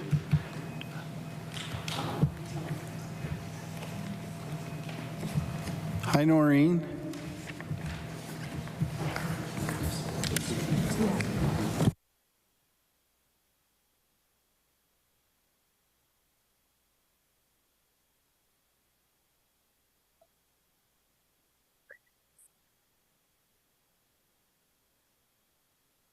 I don't seem to have a camera, but can you hear me? Yes, we can. Would you like me to proceed? Okay, so you can hear me. That's great. It's Dave Ritzie. I'm the chair of the committee, and I just want to walk you through some steps. So you have Noreen. You have 5 minutes. 5 minutes to present, and 5 minutes for questions, as scheduled. And I guess really, once I acknowledge you, how would you like to be recognized by the committee and the chair? Once I recognize you to start your presentation, your clock will start. So I'll say, Ms. Dunn, please proceed. Thank you, Mr. Chair, for this opportunity to speak. Committee members, my name is Noreen Nunn. I was born and raised in Antigonish and now live happily in the county of Antigonish. When the question of consolidation was raised and public meetings were scheduled, I was interested to attend. But the sessions were not informative. They were simply public relation exercises extolling the virtues of consolidation with no concrete information about what it would look like. There have been enough amalgamations and consolidations that have occurred that the councils, I felt, should, after studying it for a year, have been able to provide more specific information to residents. Everyone I spoke to was dissatisfied with the exercise and made that clear. A petition was distributed that allowed us to express our desire for more and better information. The councils allowed us to express our thoughts, and it was my understanding from the consultant's final report for the councils that it was clear we did not feel informed and we were not ready to make this huge decision without more details. Instead of listening to their own consultants, the councils continued to move forward. I know many of these councillors, and I was very surprised to hear that the consensus was that we residents were too emotional and uninformed to make such a decision. Yet the councils, to my mind, appeared to be making this decision on our behalf with no more than their own belief that this would save money and provide better governance. when in fact, the studies I've read looking at the outcomes of amalgamation and consolidation almost unanimously indicate that consolidation results in increased spending overall, not a reduction, and that it has a negative impact on political engagement. In light of these studies, I would like the councils to demonstrate how they will achieve the opposite. I would be lying if I said I don't have an emotional connection to the town. It is a beautiful little town with a lovely main street where people meet and shop. They gather for parades, events at the library, town hall meetings. And I have to say that I'm always very sad when I drive through a town in Nova Scotia that has lost its center. Under consolidation, I am told each councillor will get a little slice of the town as part of their responsibilities.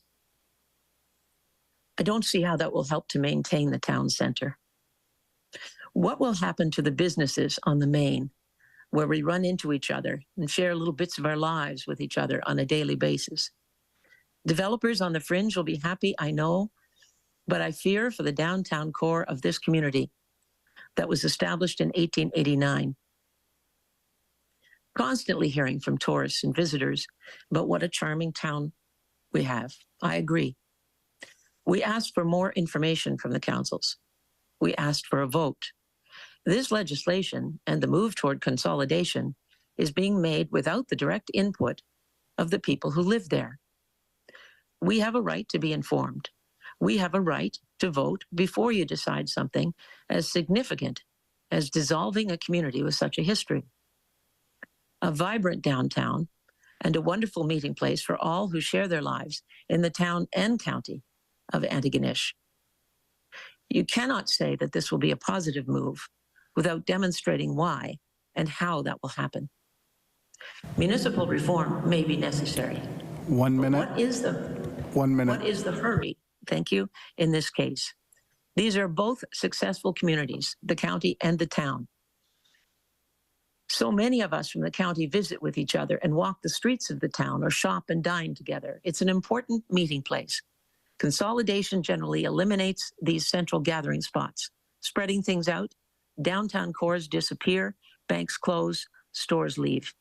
I would ask the committee to amend this legislation to ensure that before it's instituted, a vote or plebiscite will be held after real information around consolidation is provided to constituents so that we can decide together what is best for our community. This legislation is not good politics. Thank you. Thank you, Ms. Nunn. So I'll go to committee members if there are any questions for Ms. Nunn. None? Seeing no questions, I'd like to thank you for taking the time to present to us this afternoon. Thank you. So we'll move on to our next presenter, Alicia Vink.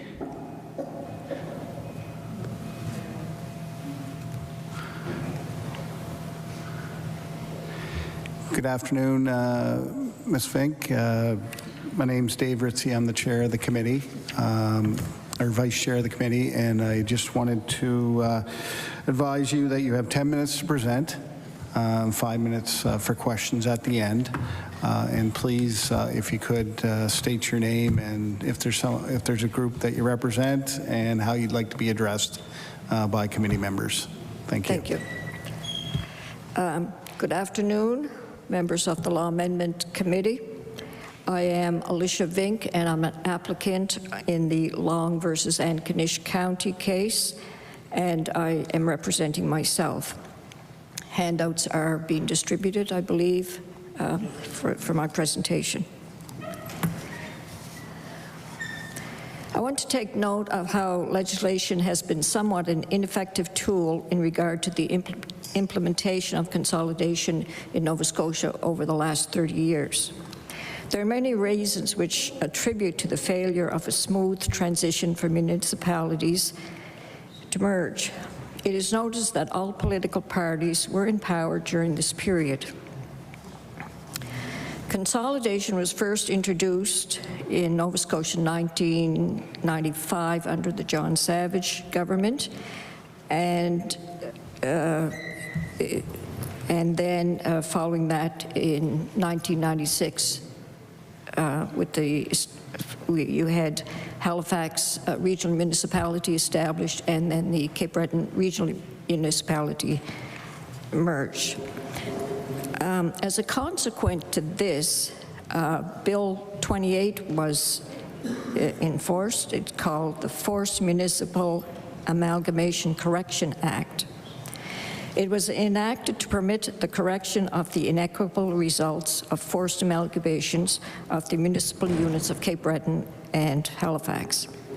The purpose of this act was to address many issues that resulted from a forced amalgamation, such as inappropriately designating boundaries, insufficient estimate of costs resulting in deficits, discontent, and disapproval of the people.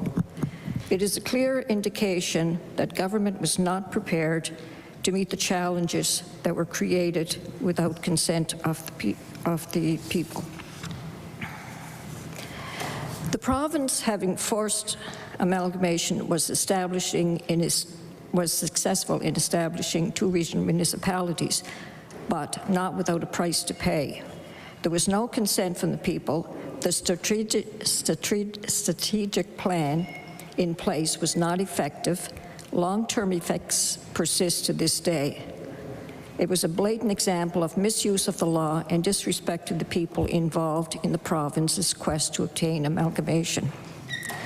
Consequent to this, the Municipal Government Act was amended in 1998 to facilitate the merger of municipalities, which resulted in Section 17 being added to deal with creating a regional municipality.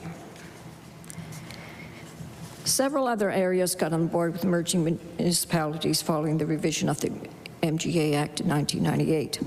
In 2020, special legislation was involved to merge the District of West Hants and the town of Windsor. Kevin Latimer, as his role as coordinator of the transition team, it was recorded that in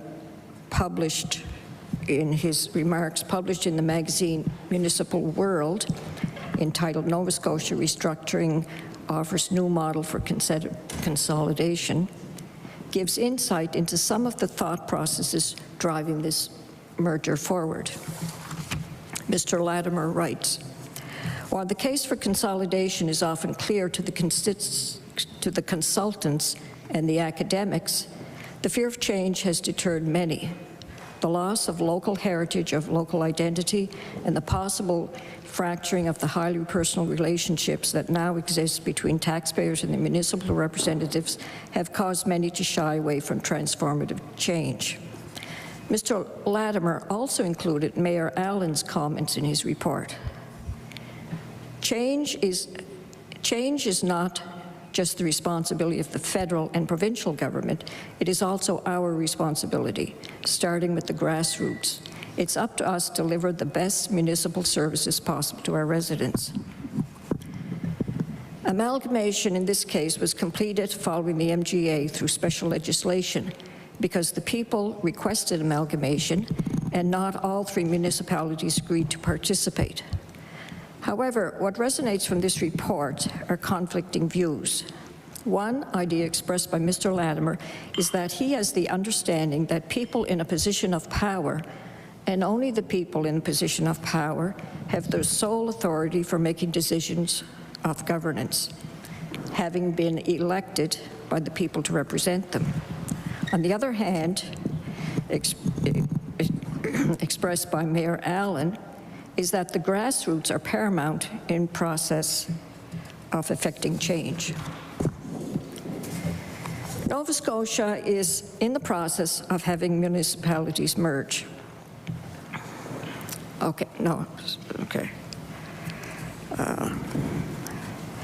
They should,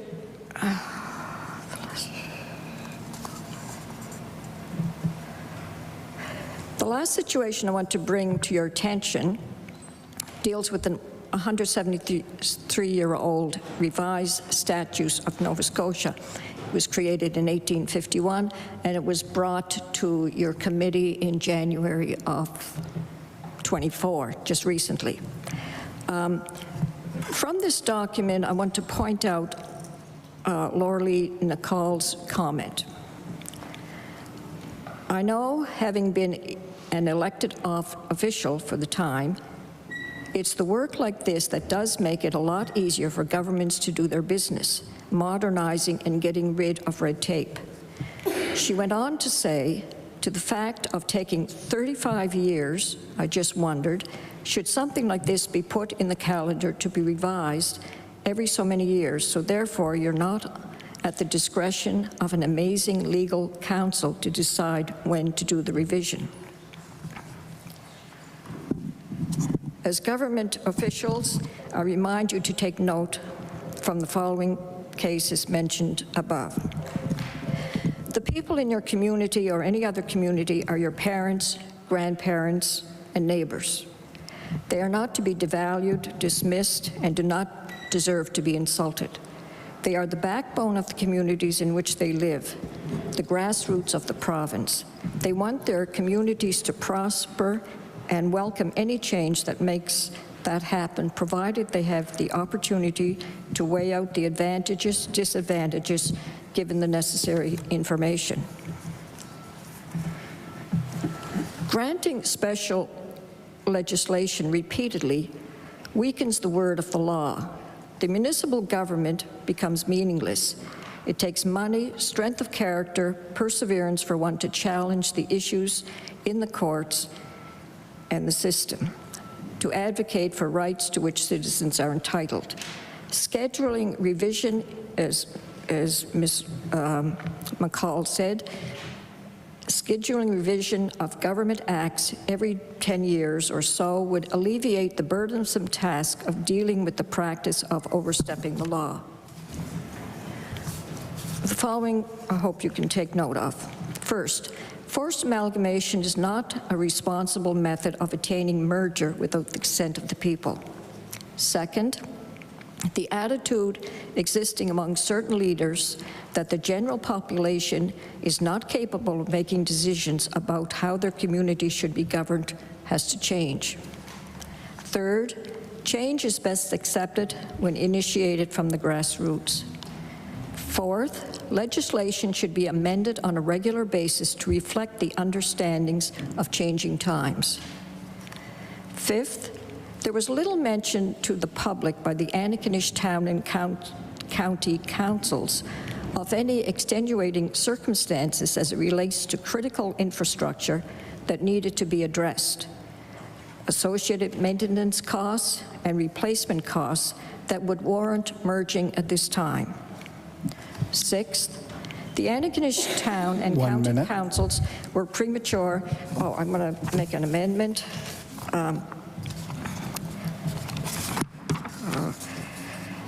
The province is premature and acting in violation of the law addressing Bill number 407, Antigonish Consolidation Act, when the case is under appeal at this time.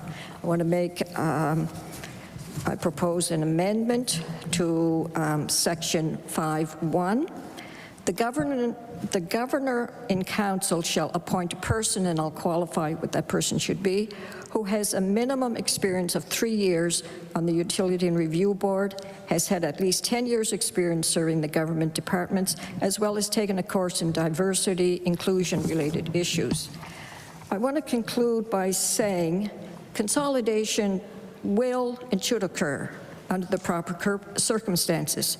The proper circumstances do not exist at this time, given the situation.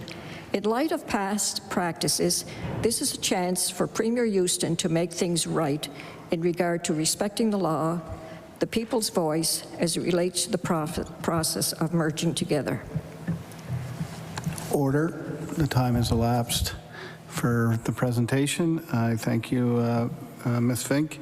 Now I'll pass it to committee members. Should there be any questions? See no hands. There are no questions. I want to thank you so much for your presentation this afternoon. Thank you for giving me the opportunity to present.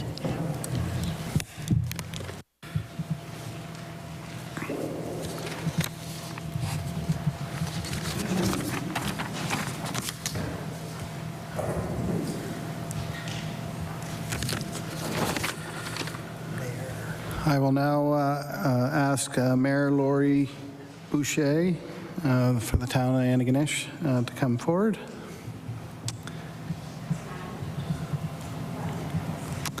I see you have a handout, so pages will pass that out to committee members.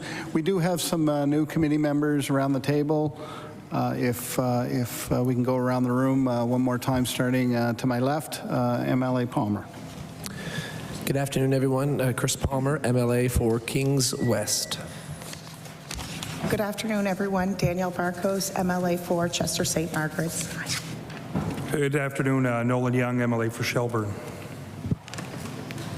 Hello, my name is Steve Craig. I'm the MLA for Sackville-Cobequid. My name is Kendra Coombs, the MLA for Cape Breton Center, Whitney Pier. Hi, my name is Claudia Chender, leader of the New Democratic Party and MLA for Dartmouth South. Hi, I'm the MLA for Cole Harbour Dartmouth. My name's Laura Lee Nickel. Good afternoon. My name is Tony Ince, the MLA for Cole Harbour. And to my left, we have Killian Schlender. Okay, Mayor, your time will start. Your time will start when I acknowledge you. And I'm sure you prefer Mayor Boucher. So Mayor Boucher, please proceed. Thank you. Good afternoon, Mr. Chair and committee members. First, let me thank you for the opportunity to speak to you today in support of Bill 407, Antigonish Consolidation Act. My name is Laurie Boucher, and I'm the mayor of the town of Antigonish.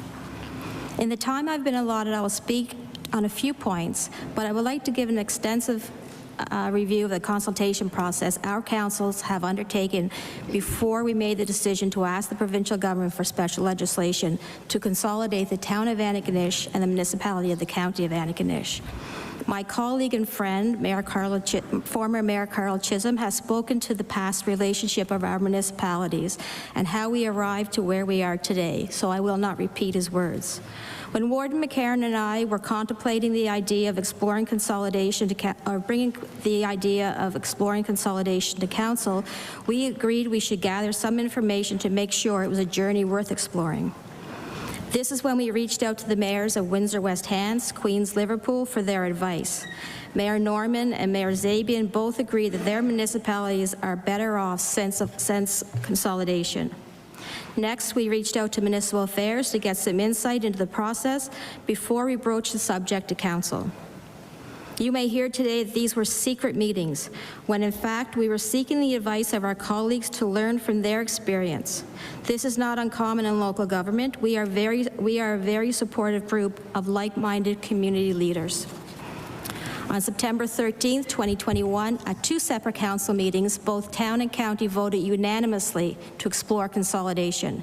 We rolled up our sleeves and got to work to find out if residents, businesses, and the overall community would be better served if the town and county became one municipal unit. With the help of Brighter Communities, we conducted one of the most extensive, accessible, and comprehensive municipal public engagement process our province has ever seen. The engagement consists of the following.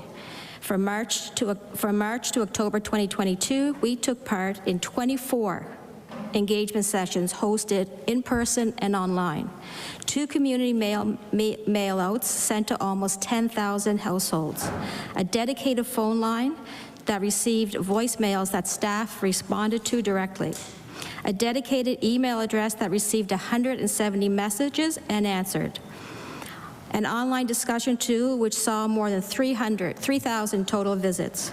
In total, we had 15,000 touch points with residents, and I personally attended every one of these sessions. The people do have a voice and continue to have a voice.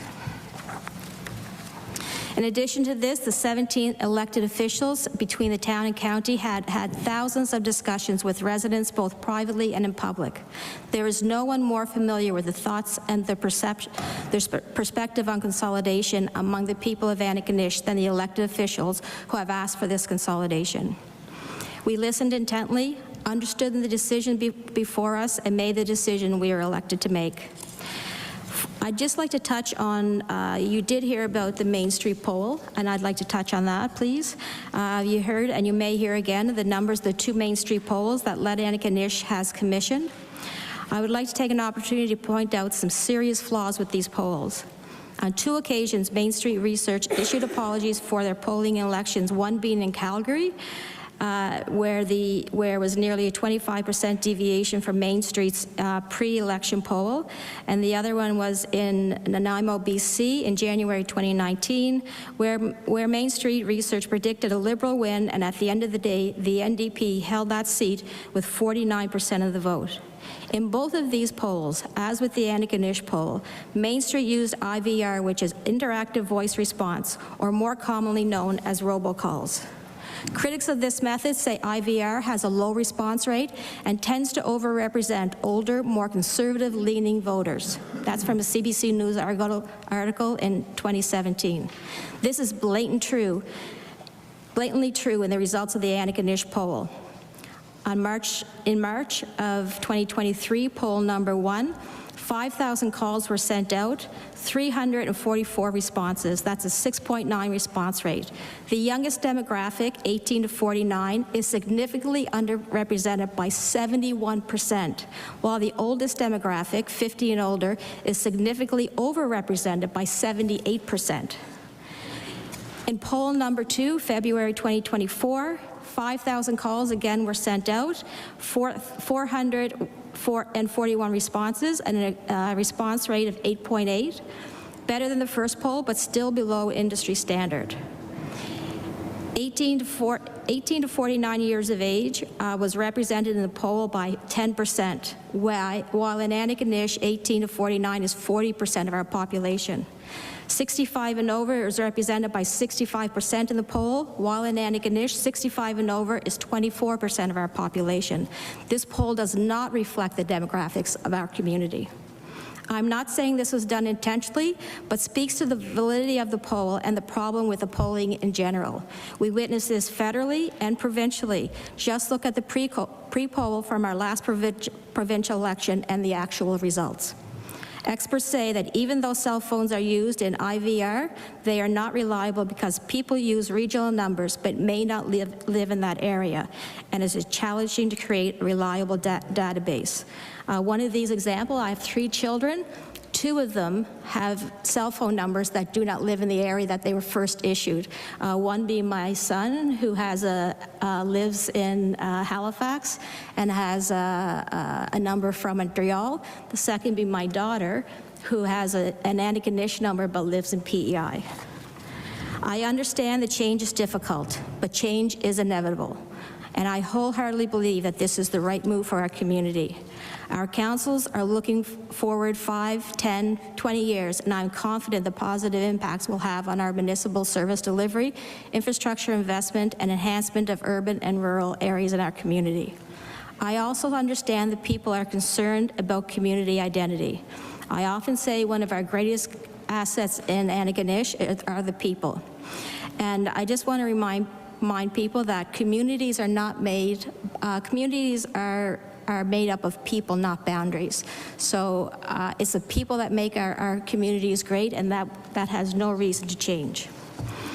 I'd like to read also a synopsis of one of my mentors, Doug Griffiths, and many of you who has previous roles in local government might know of Doug. And this is just a quick synopsis of chapter number 8. It's called Living in the Past. The world is always changing, and it always will. Successful communities find ways to adapt to change or adapt the change to them. Those that fail often do so because they choose to ignore, deny, resist, or hide from that inevitable change. The fear of adapting to change drives people and communities to live in the past, or at least to hold on until their last dying breath. That fear breeds anger, and anger is always evident in those who live in the past. They are angry about something that happened 20 years ago, or about something in the world that is about to change. It is always unjustified, however. Mistakes are part of the past. Solutions are only found in the future. And inaction is the biggest mistake you can make. Inaction means your community is unprepared for what is coming. And that means your community will change, but not the way you want it. Living in the past will ensure that your community becomes part of the past. I do have a little bit of time, so I just want to clarify some things that were said previously. One is, I did say that if I would go back, I would change things. That was in direct relation to our town hall meetings. We started out as drop-in sessions. It was very clear that the community was not, this was not what the community wanted, so we did pivot and go to town hall meetings like we were requested to do. I do want to say this is not forced consolidation. Forced consolidation or amalgamation would be if it came down from the province. There are 2 duly elected municipalities that are asking for this consolidation because we know it's better for our community. One last thing, Windsor West Hants and Mayor Zabian actually ran against consolidation. Once he got in, he realized the benefits to his community, and Windsor West Hants voted without any consultation to the community whatsoever. Excellent. Thank you. Thank you, Mayor Boucher. So I have, presentation has concluded. Now we have questions from the members. MLA Nickel. Thank you and welcome, Mayor Boucher. I just wanted to ask, as we've heard from a lot of people that in support of consolidation, that there were some main drivers that sort of came to this, your conclusion. What was the main driver, financially, was it finances? Mayor Boucher. Thank you. Thank you for that question. Actually, both councils worked very hard on developing a trust and relationship over the last number of years. And through that, we realized the efficiency that can be made and what we can accomplish working together than rather apart.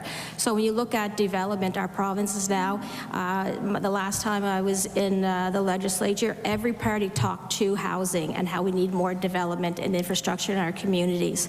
Right now, the town of Antigonish is completely surrounded by the county of Antigonish. This has to do, and one of my colleagues will refer to this a little bit in more detail, but we are directly tied with water and sewer. In order to take those boundaries out so that people can make decisions that are best for the entire community, not just best for what their municipality is, we're moving forward into helping the government create that infrastructure and that badly needed housing that we do need. Thank you. Are there any further questions from our committee members? Seeing none, I want to thank you so much, Mayor Boucher, for your presentation today. Thank you so much for having me. So now I'll ask for Warden Owen McCarron to come to the front. He may be a naughty guy who's taking that.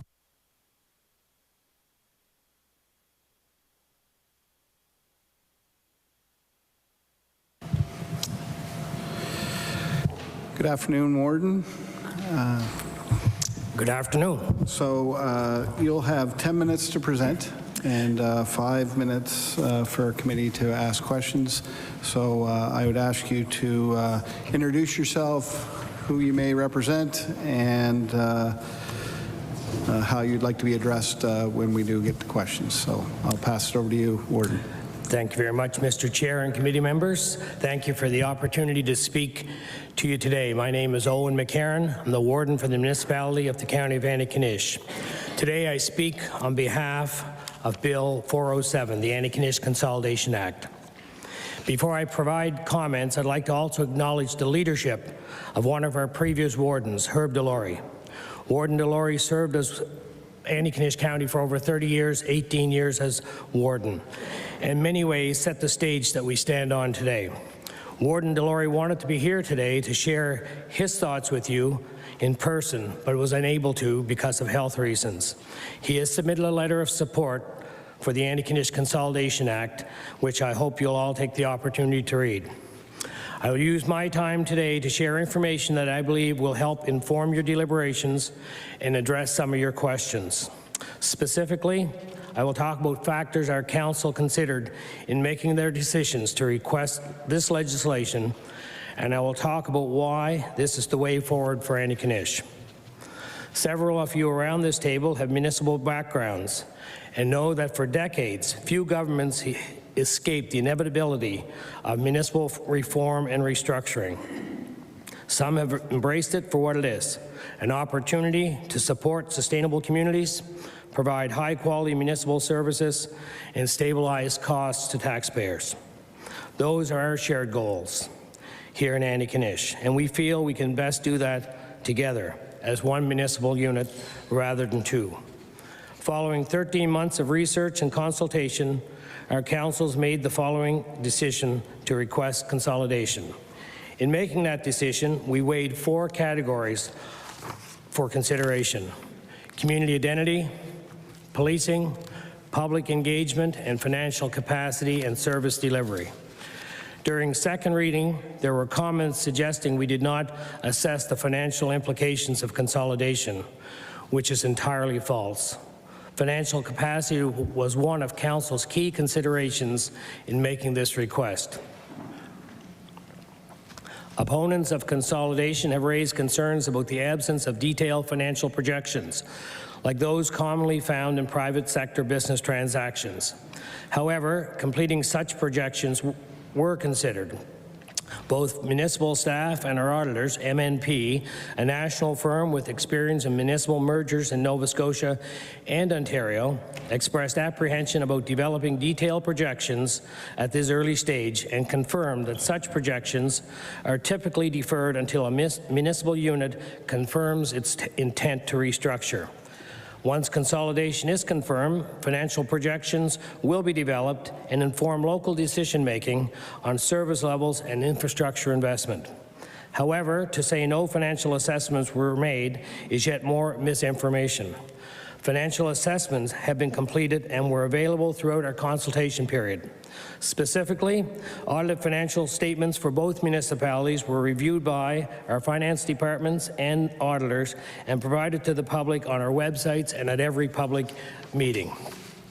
A review of the impact of tax rates in 6 municipal mergers since 2000 was completed, which showed no associated tax rate increases in any instance. Municipal finance officials completed a tax sensitivity analysis on the combined budgets and reported that no increase in tax rates is expected because of consolidation. A comparative assessment of amalgamation and annexation in Antigonish completed by KPMG in 2004 was also reviewed and showed a merged municipal unit would see a net financial benefit of approximately $600,000 annually. The Department of Municipal Affairs and Housing combined its financial condition indicators for a merged municipality, showing that our financially strong municipalities would continue to be deemed low risk and financially strong. The Irony report endorsed the importance of these indicators in making decisions because, and I quote, "The need for municipalities to take innovative and collaborative approaches can help mitigate risks associated with change as we accelerate economic growth and optimize community progress." As for comparative analysis of previous municipal mergers, one must look no further than to the region of West Hants as a shining example of success. In their most recent budget, that municipality was able to drastically reduce the property tax rates while continuing to invest heavily in infrastructure, reserves, assets, and community organizations, just 3 years post-consolidation. Specifically, West Hants has decreased the West Hants tax rate by 4 cents per $100 of assessment, decreased the Hantsport rate by over 28 cents, and decreased the rate in Windsor by over 21 cents. It eliminated the reliance on reserves and budgeted for over $25 million in capital improvements across the region, while drastically cutting recreation program fees across the board. This is the kind of innovative community investment and leadership we intend to emulate and that our community is asking for. We have assessed the financial implications of this decision from multiple angles and are very confident that our two financially stable, growing municipalities will emerge even stronger and better equipped to high quality services and infrastructure our community requires after consolidation. Now I'd like to spend a few minutes talking about why I feel consolidation is in the best interest of our residents, businesses, and communities. Like many other parts of the province, we have had the opportunity and challenges of population and economic growth. In the past 10 years, taxable assessment in the town and county combined has grown by over $630 million. Our population is also growing. From 2016 to 2021, the population of Antigonish County and town combined has grown by 4.3% to 20,120 and continues to grow as we speak. As our population grows, so does the demands on municipal services, infrastructure, water, sewer, roads, and recreation. All are required for growing a vibrant community. Consolidation will provide a stable foundation for our community to work as one in ensuring that these services are available now and into the future. Deputy Warden McFarland will provide additional details on this topic. Opponents of consolidation will point to our recent successes in working together on a small number of initiatives, and I'd chalk our recent success up to the old expression that good people can overcome poor structures. But as community leaders, we have the responsibility to look at those old structures and ask tough questions. Our residents of Antigonish County, well served by duplication, misalignment, and frequent conflict with the town of Antigonish. Merging our organizations will enable us to eliminate duplication. Today, the town and county duplicate almost every service we provide, and we all know duplication equals waste. As a small but pointed example, every time our CIOs are in the same room together, it costs the taxpayers of our community about $185 per hour. They estimate they spend about a third of their time in the same room or coordinating between the two municipalities. That's close to $150,000 per year in redundancy associated with just that particular item. This duplication can be found throughout our organizations. This isn't an exercise to slash services and staff, but it is an exercise to reduce duplication, right-size our organization, enhance services by dedicating appropriate resources, and create more value for our residents. Having two municipalities in one community working on the same issues in isolation is wasteful, ineffective, and many times leads to conflict. With issues like housing, climate change, affordability, and infrastructure investments at the forefront of our community, we can no longer afford a structure that wastes time, effort, money, and opportunity.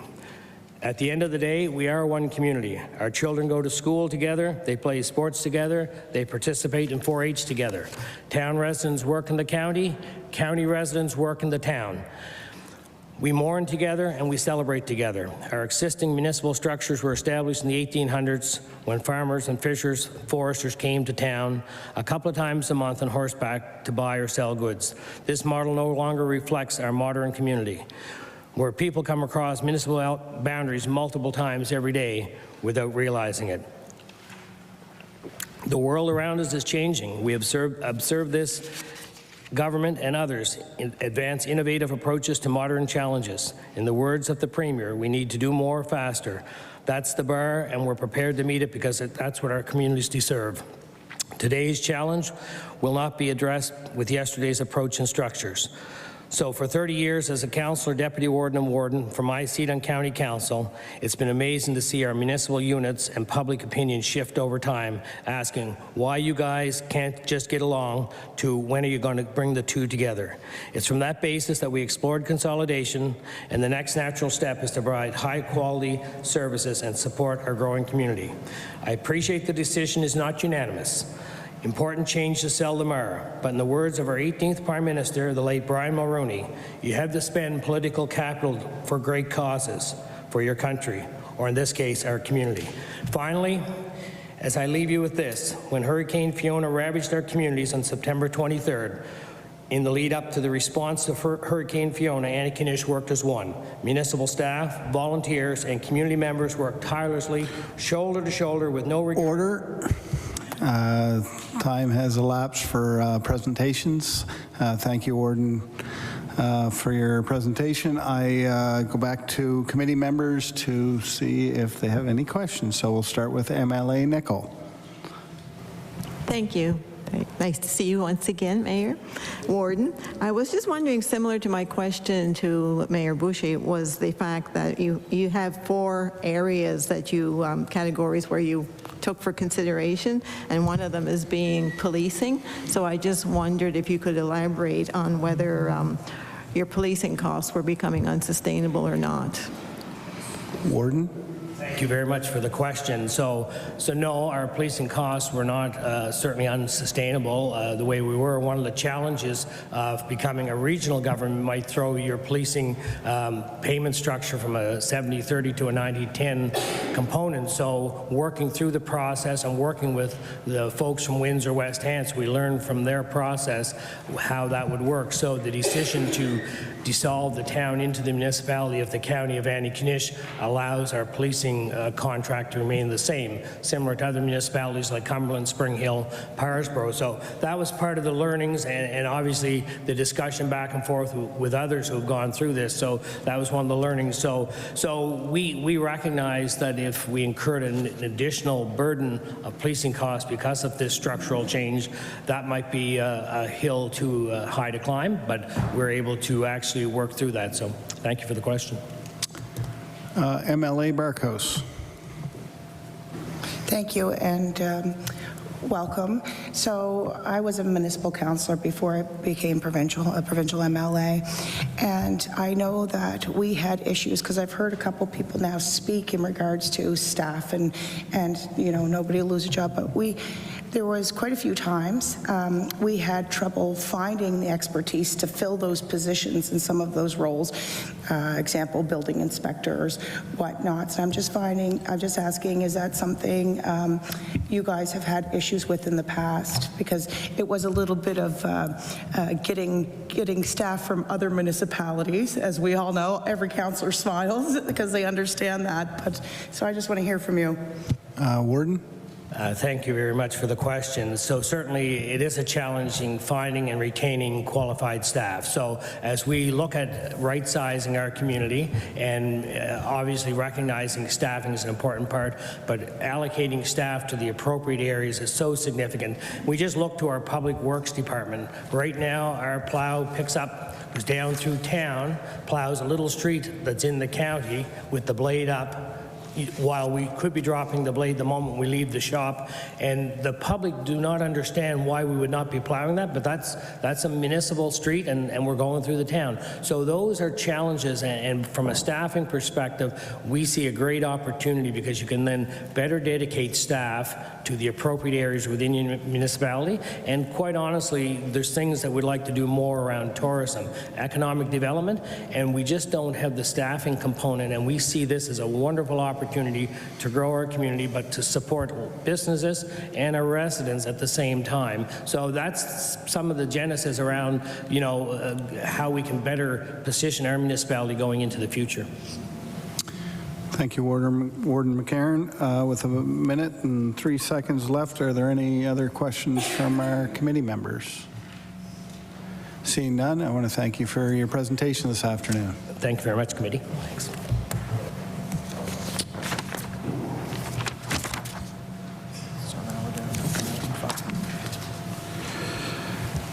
So I will now ask Valerie Chugg to come forward.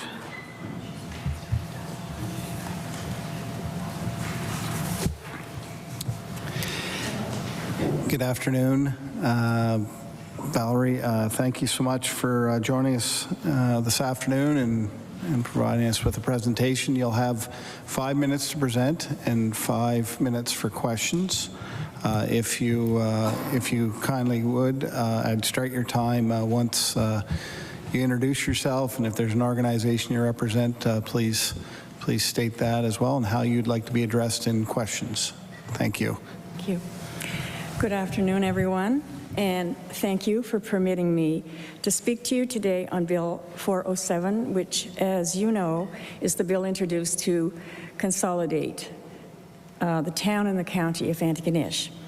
My name is Valerie Chugg. I reside in beautiful Cape George, Antigonish County, and I own a business in the town of Antigonish. I'd like to start by saying I'm neither for nor against merging or the consolidation. I, however, am against the process which has taken place to get us all here today. This bill affects all residents of the town and the county, and back in autumn of 2021, I received notice, I believe in the mail, that the councils had agreed to explore the idea of consolidation and planned a series of meetings in the coming months. I attended a meeting in the Mini Trail Community Center in Lakeville, which is near the community where I live. And present at that meeting were a number of councillors, the mayor, the warden, and numerous residents. Local residents I knew expressed not attending as at that time, COVID was very prevalent in the local area, and they were afraid to attend public meetings. So there are a lot of people that didn't actually ever get to meetings. I spoke at length. Can I name my councillor? Can I name my councillor? I spoke at length to Mary McClellan, who is the councillor for District 1, and she did tell me that she felt she didn't have sufficient information to explain the whole process to me, and that she was hearing this from many of her constituents. Again, a lot of residents I spoke to also were not familiar with the process. They couldn't understand a lot of it. There were numerous town hall meetings all over the town and county, which were led by Let Antigonish Decide. And I attended some of those meetings, and I kept hearing the same thing. We were not getting information. So I have some questions. Firstly, why not allow a plebiscite? Our neighboring county of Pictou was afforded a plebiscite. While the Honourable Tim Houston was in opposition, he had expressed that on his watch, the citizens of Pictou would have a plebiscite and a vote, and that did take place. They did not consolidate. Why not allow the residents of Antigonish to vote on what would be the biggest change in our government that will ever take place, a change in the governance of the town and the county of Antigonish? Why the rush? We are merely 7.5 months away from our next municipal election, October 19th, 2024. 4 years ago, consolidation was not on any of the councillors' platform when they ran in that election.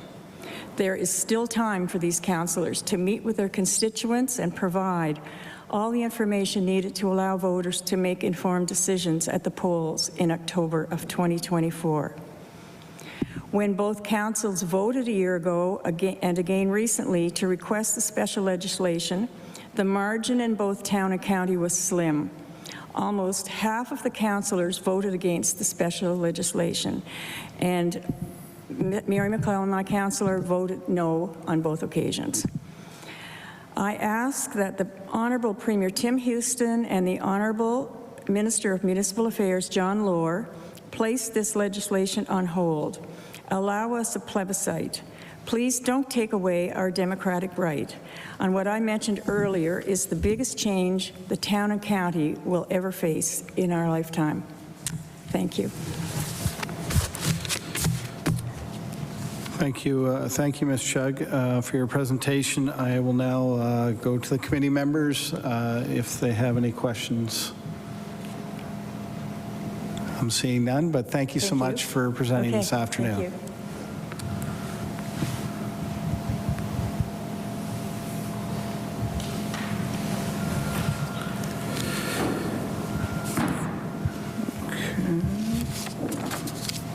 All right. Deputy Warden McLaren? McFarland, sorry, my apologies. Forgive you for that. I will let you know that you have 5 minutes to present, 5 minutes for questions from the committee.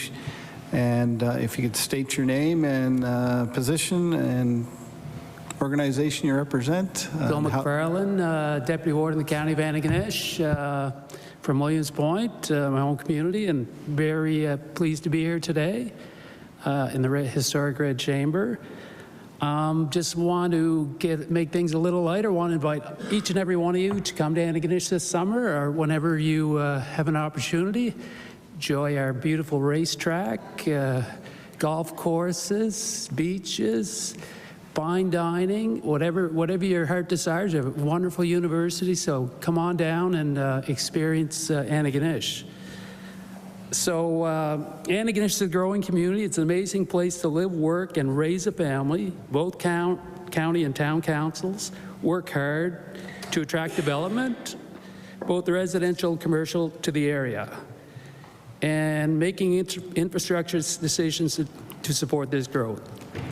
However, along with this growth comes challenges, as municipal folks do know.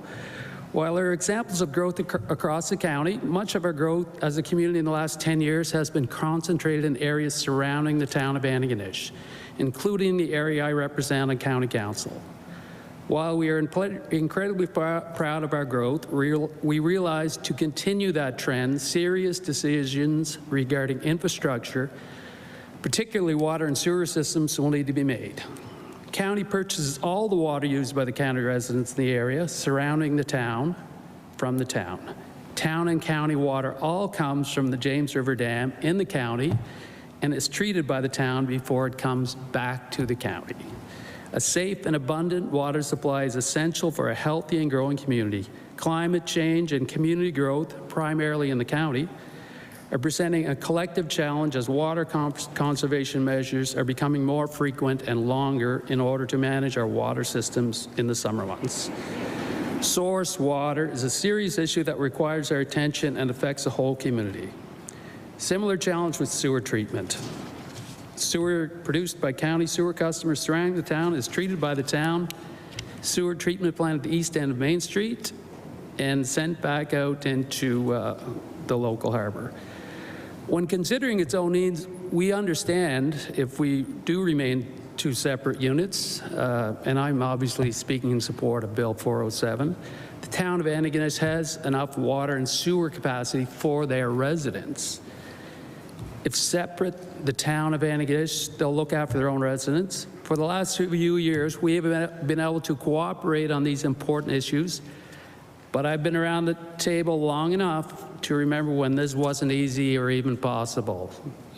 If our relationship changes, the town could easily put a moratorium on future development in the county and not supply any further water until new source water is found, or accept any wastewater until they increase their capacity. The inability to allow further development would be crippling to our community, both town and county, and we have seen this before in the county. We haven't been allowed hookups in the not too distant past. Why should residents outside the fringe area care? In the last 10 years, the taxable assessment in the town and county has grown by over $630 million.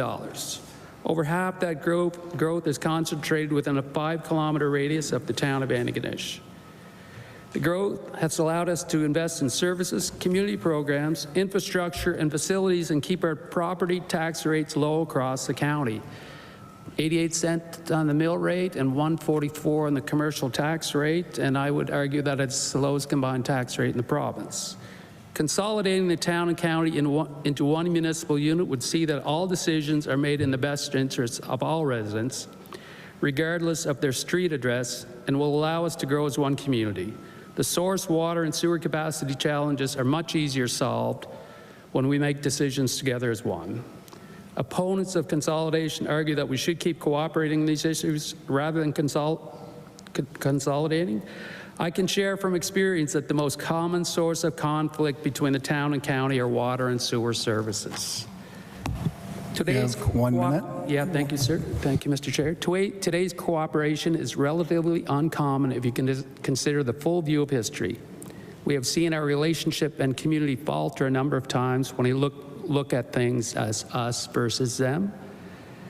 The town of Antigonish relies on the growth in the county to sustain a vibrant downtown core and to support local businesses and services. We are so intertwined and reliant on each other that being one just makes sense.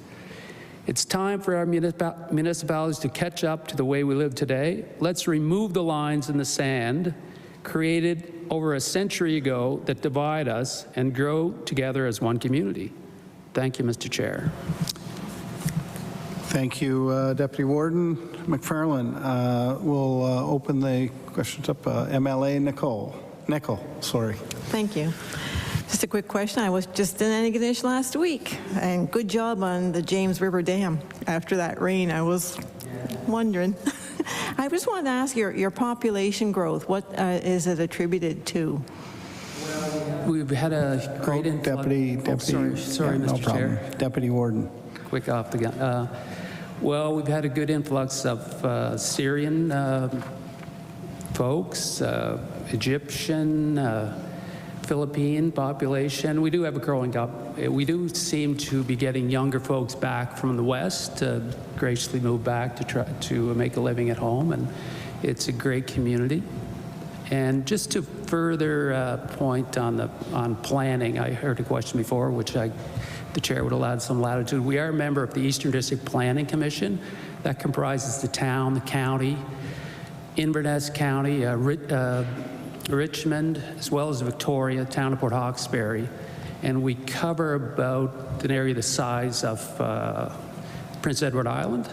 And we have a stable of building inspectors and planners. And it's probably the best example of municipal cooperation in the province, in my opinion. Okay, are there any other questions from the committee members? Seeing none, I'd like to thank you for your presentation this afternoon. Thank you, Mr. Chair. So it's now 1:49. We're going to take a 5-minute break. We're ahead of schedule here, so 5-minute break. If everybody can be back by 1:54, and we'll get rolling again. Thank you.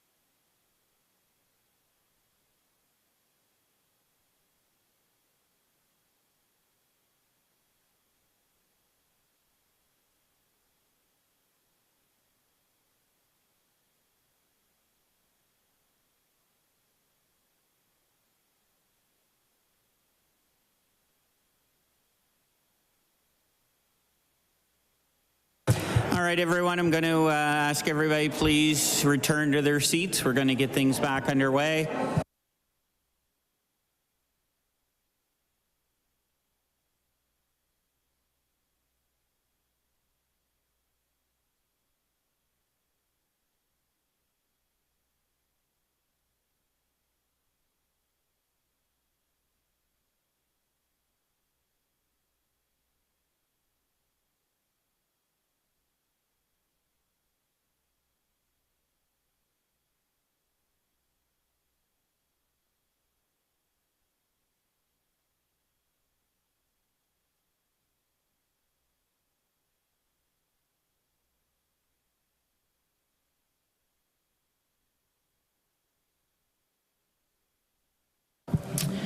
All right, everyone, we're going to continue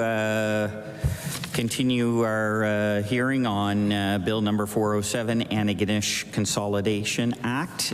Just before we do move to our next speaker, I would just like to update the people who are at the table.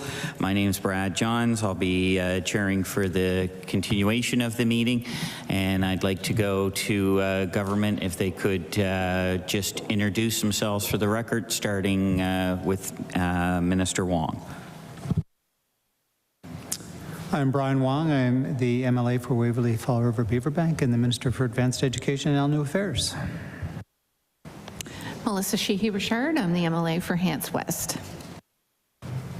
Good afternoon. My name is Danielle Barkos. I am the MLA for Chester St. Margaret's. Good afternoon, everyone. Chris Palmer, MLA for Kings West. Good afternoon. My name is Kelly Regan. I'm the MLA for Bedford Basin. Good afternoon. I'm Laura Lee Nicol, MLA for Cole Harbour Dartmouth. Hi, I'm Gary Burl. I'm the NDP MLA in Halifax Chebucto. Good afternoon. Kendra Coombs, MLA for Cape Breton Centre, Whitney Pier. Thank you very much, members. And so I would just remind any presenters on this point forward that each presenter is permitted up to 10 minutes. Traditionally, that's 5 minutes to present with a follow-up of 5 minutes for questions from committee members.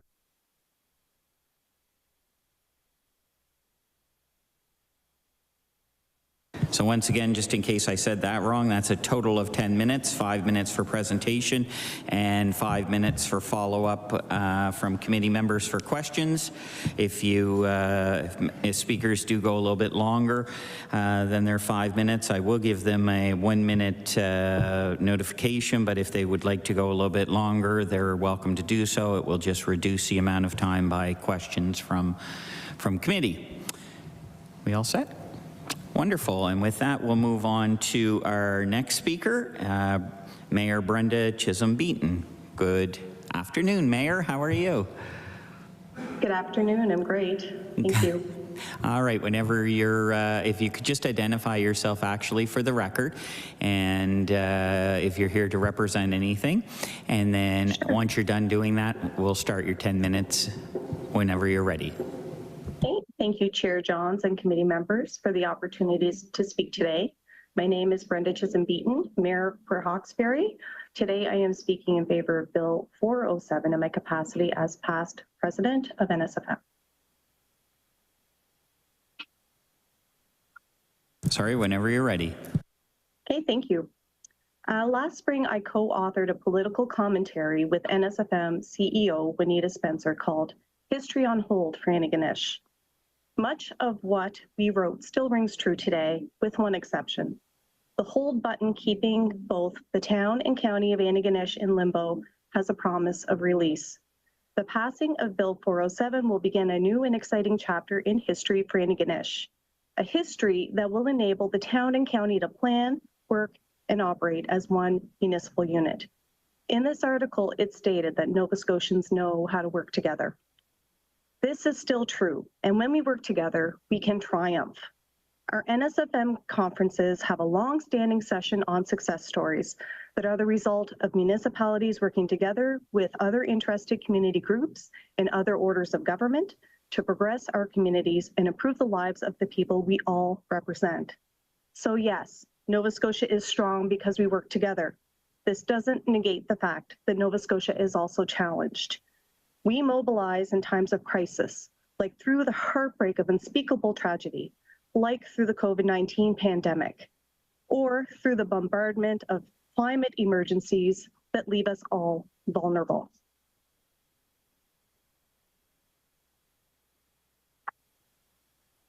As past president of NSFM, I am proud and inspired by Nova Scotia's municipalities and their resilience and willingness to collaborate for better communities. Towns and rural and regional municipalities work on a multitude of files together, such as climate adaptation and response, economic and community development, healthcare recruitment and retention, housing and homelessness, infrastructure renewal, policing, and more. What also unites us is the need for solutions that require bold leadership and vision. Bill 407 and the independent decisions of both the county and town of Antigonish to consolidate represents an interesting example of forward thinking on how two municipalities can tackle challenges and opportunities together. These councils unanimously voted in September 2021 to embark on a journey to explore what a merger could look like. This self-initiated process provided an opportunity to have meaningful discussions about the past and the future and what outcome would best position both the county and the town for growth. It comes to no surprise that both parties realized they have much more that unites than divides. Is this not true of all Nova Scotians? Do we not all strive to progress toward aligned priorities, to work on improving the lives of people, to commit to change and pivot in an ever-changing world, and do our best to employ bold and positive leadership that will lead us to more sustainable and stronger communities? For Antigonish, both councils have determined that pathway forward to be consolidation. When self-directed, as in the case in Antigonish, they are setting a benchmark for municipal mergers, one in which the participating municipal units control their future, a future they've carefully determined through extensive research, community consultation, municipal decision-making in the best interest of the people represented.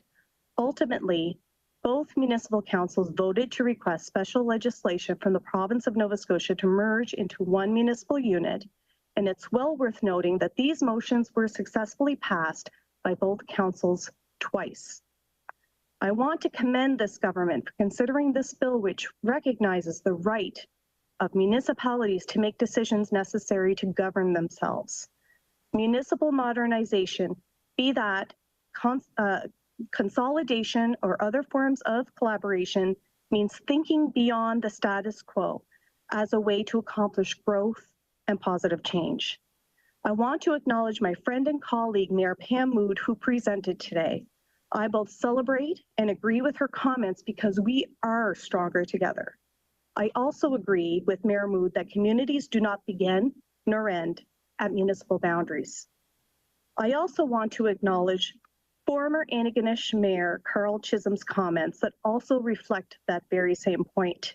He said, regardless of whether you live in the county or town, when asked, where are you from? The answer is simply Antigonish. You're at 5 minutes. You can continue.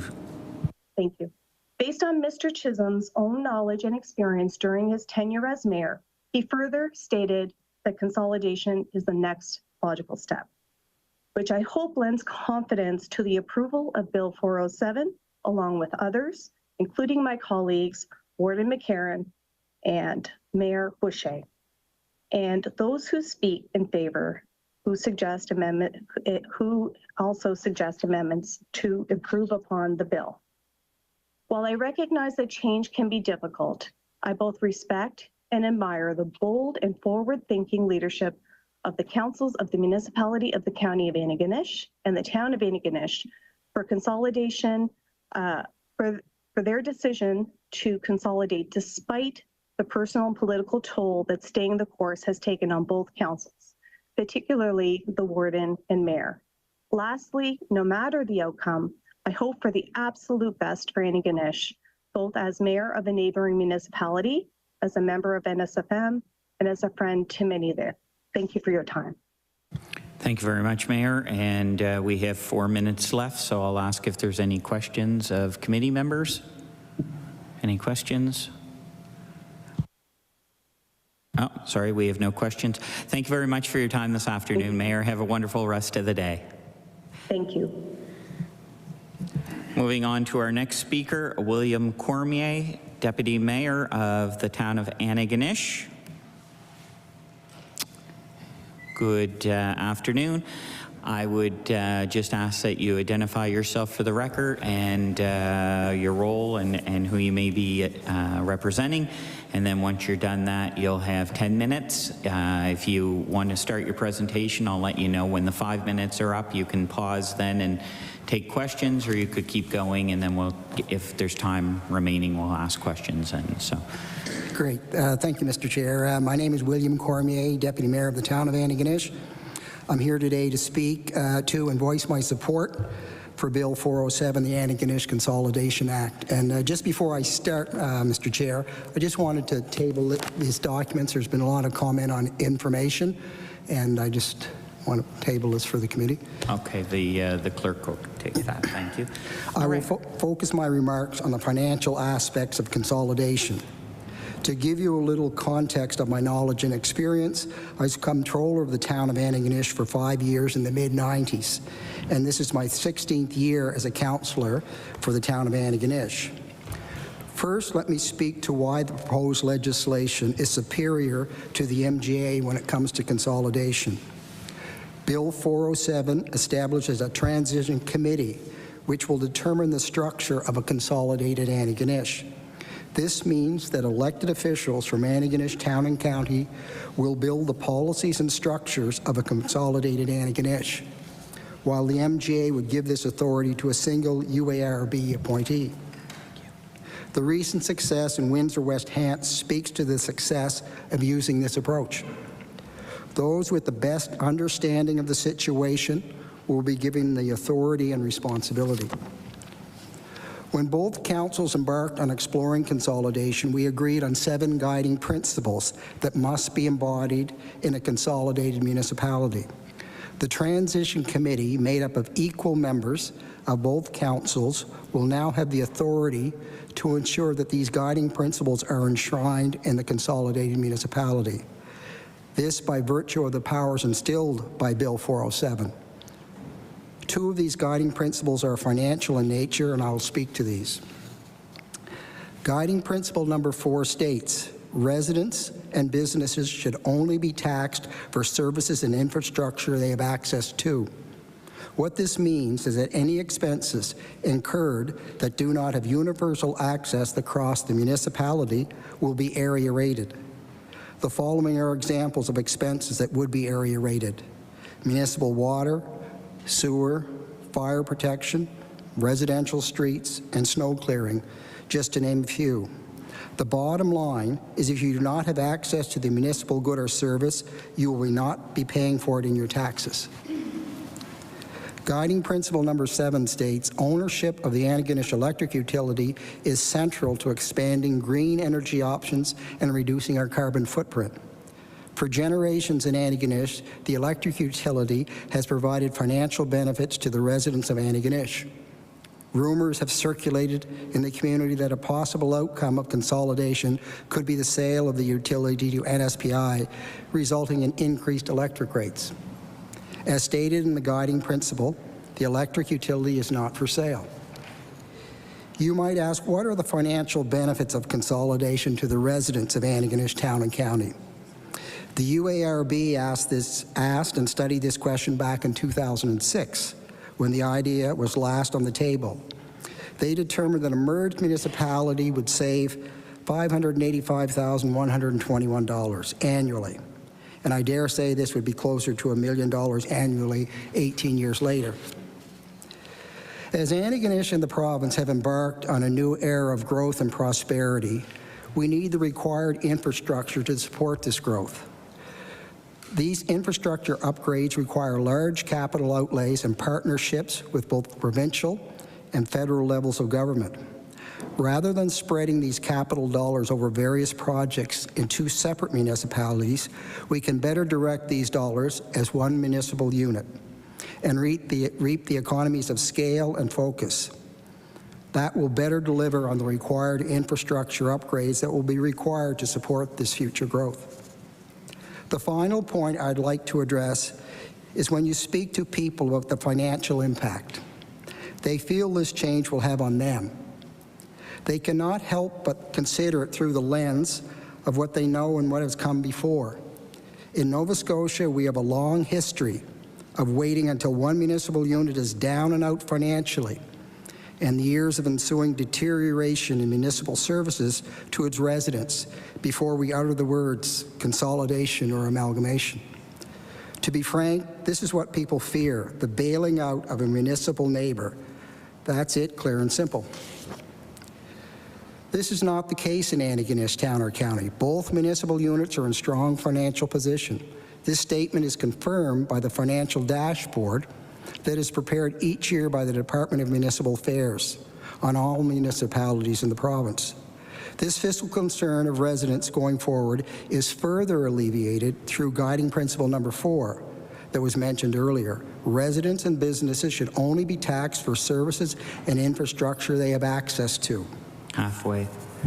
In closing, I may be a bit biased, but I feel Antigonish has always been ahead of the curve, whether it be in the construction and road building industries, farming, fishing, healthcare, education, or our majority stake in the Ellers House wind farm.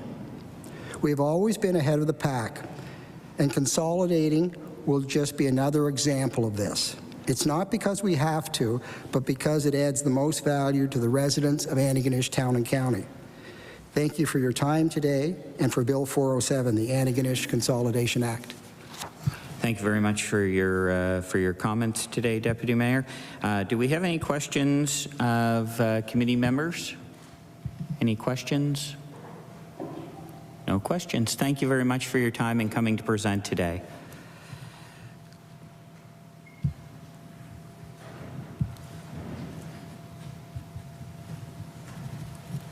Moving on now to our next presenter on our list.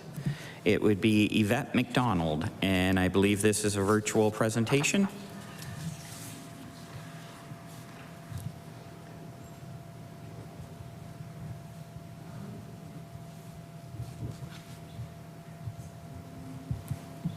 Are we there, Ms. McDonald?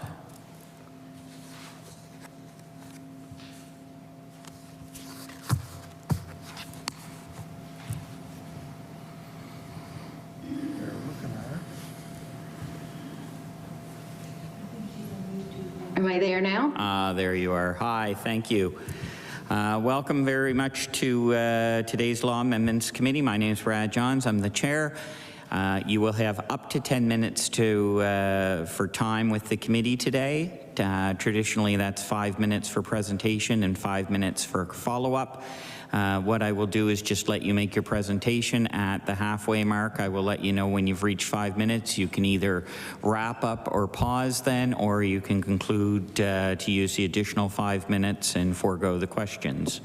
So whenever you're ready, if you want to just identify yourself, and if you're here representing any groups or anything that you would like us to know, as well as how you would like the committee to recognize and identify you. And once you're done that, we'll start your 10 minutes.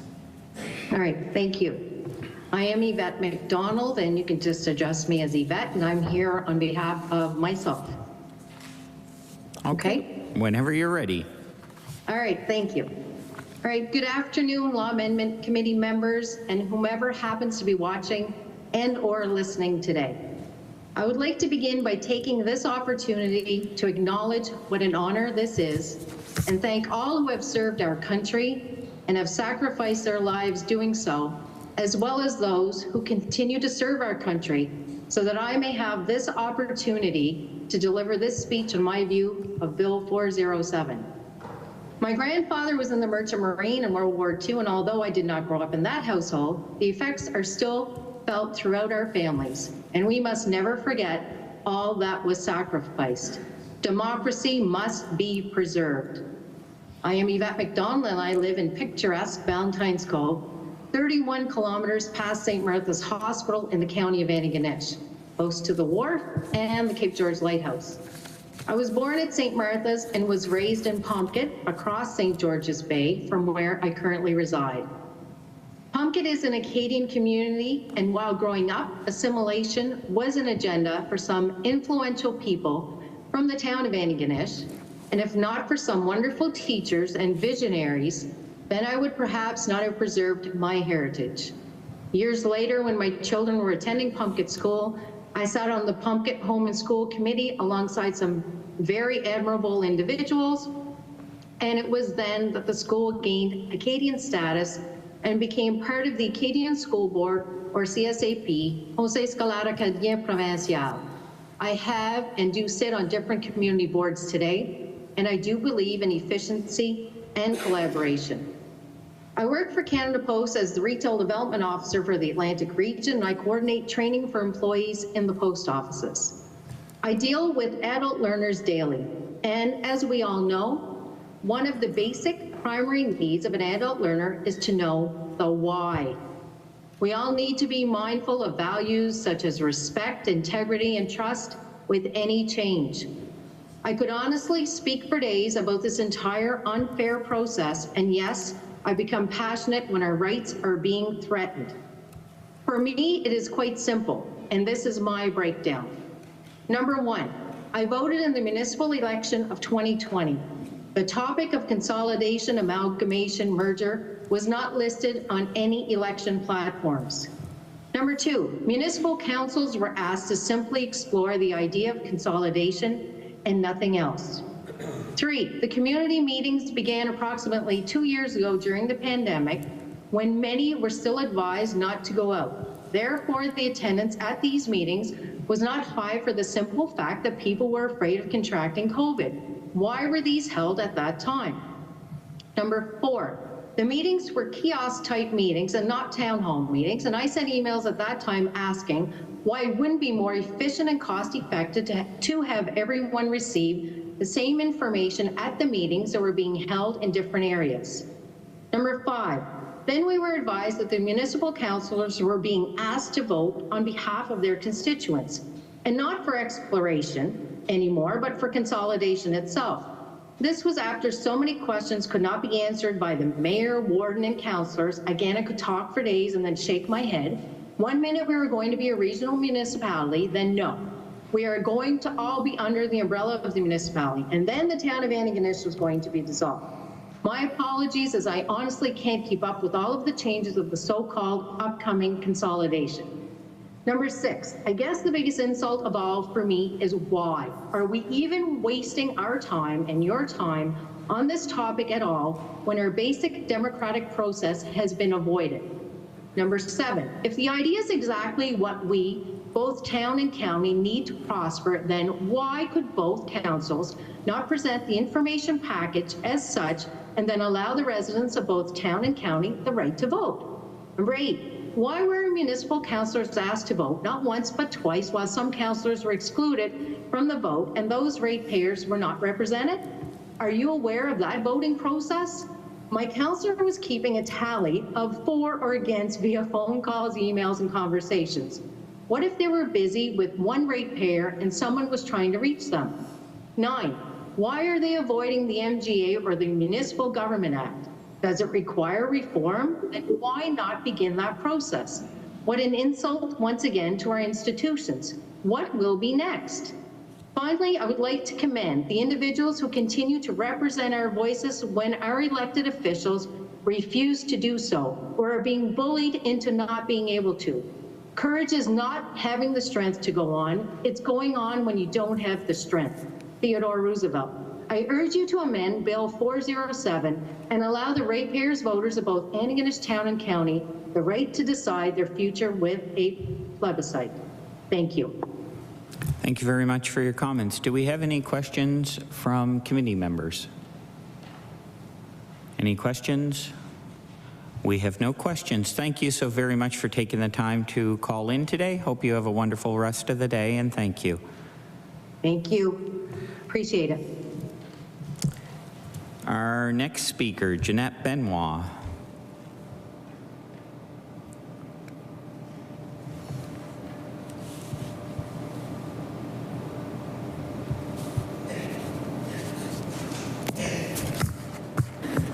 Hello. How are you? Good. That's so you've heard you've got the rundown. I think I saw you sitting there for a while. Yeah. So 10 minutes total, and I'll just work around your. Okay, perfect. Whenever you're ready, if you could identify yourself, and then I'll start your time after that. Okay, good afternoon to the chair and committee members, and my name is Jeanette Benoit, and you can call me Jeanette. I'm from Afton, which is a rural community in Antigonish County. I worked for over 31 years at St. Martha's Regional Hospital, first as a nurse and later as a clerk. I've never been associated with a political party. I had never attended a council meeting or a political meeting before this issue arose. I am one of the silent majority of people. I pay my taxes, I work hard, I respect the law.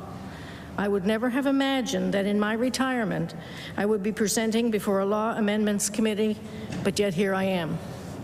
I was stunned in 2022 to learn that the mayor and warden of Antigonish had a plan to undo our government structure with no cost-benefit analysis and without allowing the people to vote on a fundamental change. I have since attended most of the regular town and county monthly meetings, driving for approximately 30 kilometers each way, depending on whether the council meeting was in the town or in the county. I have done this for the last 2 years. I can say that the warden and the mayor, some councillors, and our 2 MLAs have not been responsive to the people on this issue. I guess they may feel that we are not smart enough to need explanations or answers. In the fall of 2023, the current provincial government indicated that it was not bringing forth the requested legislation to dissolve the town and merge it into the county because the matter was before the courts. I'm here today to confirm to you that the matter is still before the court. The notice of appeal was filed on January 29, 2024. I note that the warden, in a press article on January 10, 2024, indicated that the period for filing the appeal ended on February the 1st, and that they were waiting to see if an appeal comes up. The province, in spite of their words in the fall of 2023, is not waiting for the court process to finish. The matter is still before the courts. The Court of Appeal will review the record to determine if there were errors of law made in the decision. I quote from a Court of Appeal information document put out by the province. Through its judgments, the Court of Appeal clarifies the law and develops consistent legal policy for the province of Nova Scotia. Clearly, an appeal is an important part of any legal proceeding, and certainly that is the case in the Antigonish Consolidation case. The last document I'm filing is a copy of the decision released last week on costs in the Antigonish amalgamation case. The county was seeking $64,432.77 from the applicants, Anne-Marie Long, Terry Penny, and Alicia Vink. I feel it vindicates to some degree the effort that myself and so many others have put in on this issue. In part, when the county argued to the court that the applicant's conduct in bringing forward the application to court was frivolous. While I'm not an applicant in the matter, I certainly have followed it with great interest and have been part of the fundraising effort. The court found that the status of the litigants was not contested and that it could not be said that the applicants had a personal claim or pecuniary interest in the matter which was bruited. Very importantly, the court found that the case raised a serious judicial issue. The judge found that the applicants were not mere busybodies sticking their noses in matters that did not concern them. The judge found that the applicants do not appear to be contrarian and that their views were shared by a large portion of the population. It was not a trivial number of people as well. The court accepted that the issue was divisive on the community and that there were many who felt that the matter should have been put to a vote or plebiscite before the request was made to the province. And lastly, that the only option available to the applicants to challenge what had been done to them was to bring the matter to court, as they did, or to lobby the provincial government. He found the case met the criteria for public interest and ordered a significantly lower amount of costs. This is a serious case. It continues before the courts. I ask this committee to stay the implementation of the bill until the legal process is completed. As well, the bill, if it proceeds, ought to be amended to provide for a plebiscite and studies. Thank you for the opportunity to give me a chance to speak. Thank you very much for your comments. You must have did that at home in front of the mirror a couple times, because you're like right on. 4:35. Yeah, very, very good. Thank you. Do we have any questions from committee members? Any questions? I'll recognize MLA McDonald, please. Thanks for being here. I just have one question, which I've asked, I think maybe only once other, which is, don't you believe that the elected body, which are your councillors, have the right to be able to make those decisions? And I'll recognize the speaker, please. Okay, personally, I think, whether it be consolidation, whether it be amalgamation, whatever you want to call it, give me the chance to vote on it. Don't decide for me. You don't know what I'm thinking. I don't know, well, I know what they're thinking, but they don't know what I'm thinking. I don't know if that answers you or not. Thank you. Are there any other questions? If not, I'll recognize MLA McDonald again. I'll just say, I understand what you're saying. We'll just agree to disagree, but I respect your opinion. Thank you. Any further questions? Thank you so very much for your time today and coming here. Thank you.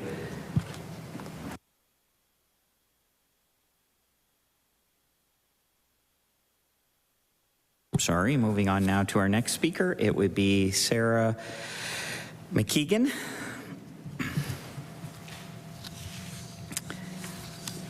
I'm terrible with name pronunciations, so I hope I got that right. You'll have 10 minutes to present. I'll let you know when you're halfway through. You can stop them for questions or continue to the end, and then we can follow up with any time remaining for questions. Wonderful, thank you. So if you'll identify yourself, and then we'll start time. My name is Sarah McKeegan. I am a lifelong resident of Antigonish County, and I'm here representing myself. My purpose here today is not to express an opinion either for or against consolidation. Instead, my goal with presenting to the Law Amendments Committee today is to bring to you, the honorable members, what I feel is the main concern being expressed around the dinner tables of Antigonish County, that people do not have enough information to be able to form an opinion. On this issue, an issue which will foundationally impact our community as it moves into the future. The people of Antigonish County are a fiercely proud and passionate community. No matter what side of the political table someone sits, the one thing that connects us all is a deep love and loyalty to our community and common home of Antigonish. Antigonish has given me so many opportunities to grow and thrive, and I could not be more grateful to my community.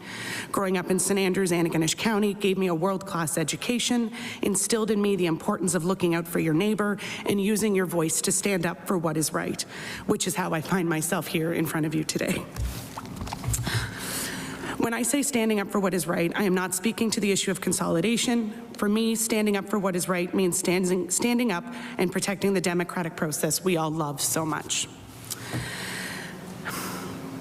Growing up in St. Andrews with the family that I have, I come from a family with strong roots in Cape Breton. My dad's family immigrated here from Holland in the post-World War II era. The values that they carried with them and brought to Antigonish as they came have marked me in ways that I can't express to you. It has made me a passionate advocate for my community. It has made me someone who wants to be involved, and it makes me someone who cares. Sorry. When it comes to the decisions you will be making today, I think it's really important for you to be able to frame your decision making in the context of who we, the people of Antigonish, are, where we find our roots, and where we come from. If you ask the regular person down on Main Street what you think of when someone asks you about Antigonish, you're going to hear a couple of things. One might be the Antigonish movement. In Antigonish, we find ourselves with the institution of St. Francis Xavier University, of which I am a graduate. I have a Bachelor of Arts with an honors in Canadian history and a minor in political science, and I also have a master's degree from the University of Western Ontario in library and information science. What brought me to the point of pursuing my career in library and information science is the goals and values that were given to me by my community. So you will hear things like the Antigonish movement, you will hear things like 4-H. 4-H started in my community. I have attended as a child, and the motto of 4-H is, I pledge my head to, sorry, I gotta go back for a second.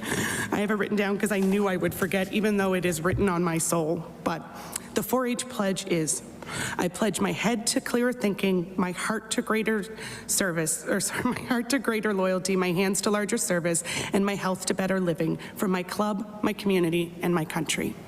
These words have echoed with me through every aspect of my life, through every decision I have made, and how I move through my community.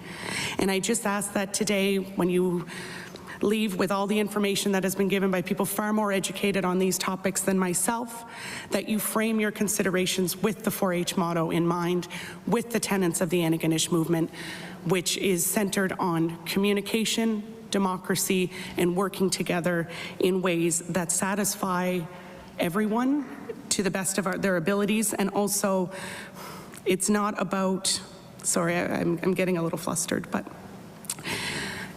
to me, the Antigonish movement represents the ability to have conversations, difficult conversations about issues that intrinsically impact your community.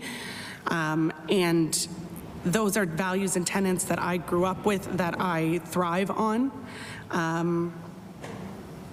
And yes, I honestly find myself overwhelmed with how important this issue is and how important it is to be able to connect you, the members, to who we are as a people.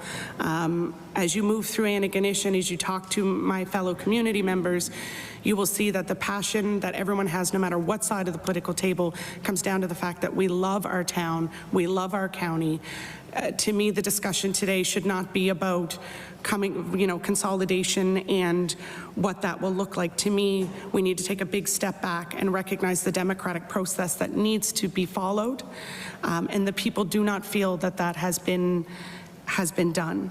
So my ask to you, the committee members, is to pause this special legislation until things are handled before the courts, and to truly allow the people of Antigonish to find the information that they need and to be able to vote. And whatever the result of that is, that's how we move forward. Thank you. Thank you very much. Do we have any questions from committee members? I'd recognize MLA Nicol, please. Thank you, and I had to speak to just thank you for your passion at the end of the day, and to come up here today from Antigonish to actually express your concerns. But you did say impact on community. So I just wanted to ask you, how do you see consolidation impacting your community? Recognize the speaker, please. That is a wonderful question, and it's one that I find very difficult to answer because I don't have anything with which to frame my answer. I do recognize, I live in the Fringe area. I am very well aware of all of the issues that have been talked about today in terms of taxation, sewer, water. I fully understand, and I'm not, I guess my comments here today, I do see that if consolidation is what's voted on by the people, that we will find a way to make it work. Most people in Antigonish, we all consider ourselves one anyways. We do understand that it is the legal structure, and that is what we're here to talk about today. However, I think it's important to recognize the democratic process needs to be followed, and all of this came about during a time of COVID when people were disconnected. We don't have, there's things like the Casket, the local newspaper that we had when I was growing up. I can guarantee you, if the Casket was still here today, there would not be near the questions, the confusion and concerns. The importance of local media on these issues, cannot be expressed enough, and I think that is honestly one of the reasons why we find ourselves where we are today.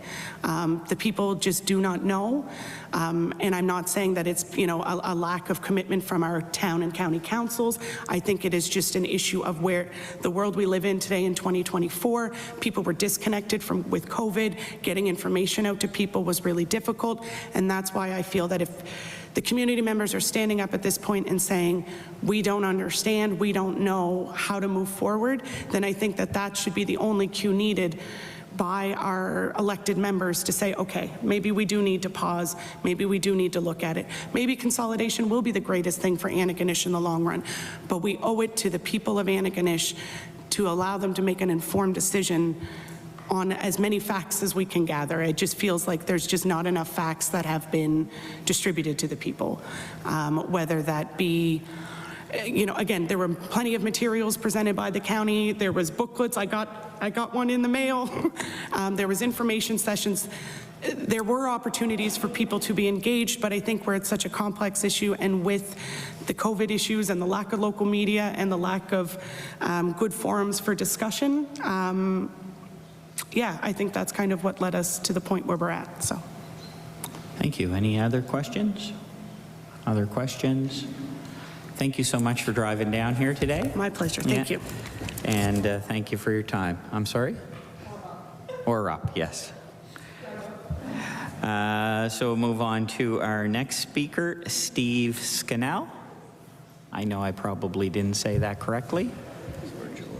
It's a virtual presentation. Hi, good afternoon. How are you today? Good afternoon. Can you guys hear me? I can, or we can, and you can obviously hear us. So that I guess technology is working today. My name is Brad Johns. I'm the chair. You will have 10 minutes to present to the committee. Total time of 10 minutes. So typically that's 5 minutes for presentation with follow-up questions. What I've been doing is just letting presenters go and present, and if they go over the 5 minutes, I just let them know. But whatever time's remaining afterwards, we'll use that for questions within the 10-minute time period. So if you could just identify yourself, if you're here with any particular groups or committees, how you would like the committee members to address you, and then after that, we'll start your 10-minute timer. Great. So my name is Steve Scannell.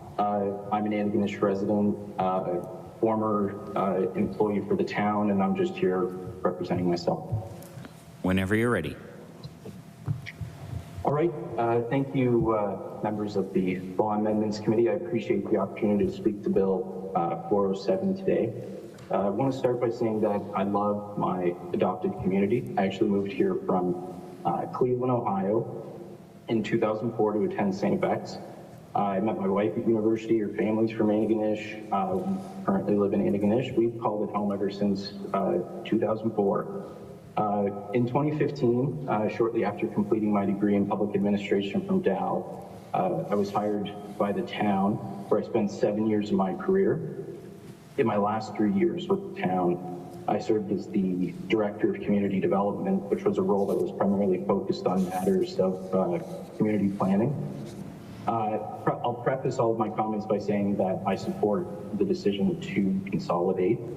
I'm here because I believe it is the right decision. I'm also here to support my friends and former colleagues who have worked really hard to bring this issue forward. Bill 407, I think, represents more than just the simple decision to adopt a new service delivery model for Antigonish Town and County. It actually does represent a case of exemplary community leadership, in my opinion. Whether you are for or against the proposed outcome, the councils and staff really ought to be commended for their willingness to explore and dedicate themselves to such a progressive idea that is, for some, and I think you've heard this today, still deeply political and personal. When I started working for the town, I heard a lot of stories about the town and county's inability to cooperate. We have already heard today about the 2006 decision from the UARB to deny the applications from the town and county. regarding annexation and amalgamation, respectively. In the decision, the author stated that the public was frustrated with the conflict that was occurring and noted that the citizens wanted their elected officials to set aside the differences and work together to address issues that actually do affect the community. And in closing the decision, they actually said any lack of progress on that issue would may shift public opinion in ways that would rekindle the demand for having this discussion that we're having here today. I would actually argue that we are not here today because of a continued lack of progress, but because progress has been made in Antigonish. So what I would say has changed in recent years are simply the choices of our elected officials that serve in key leadership roles and the key leadership roles on the staff side of things.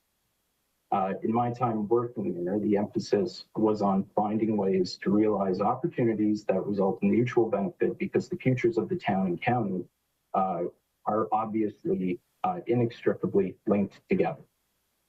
The recent idea to consolidate was not made spontaneously.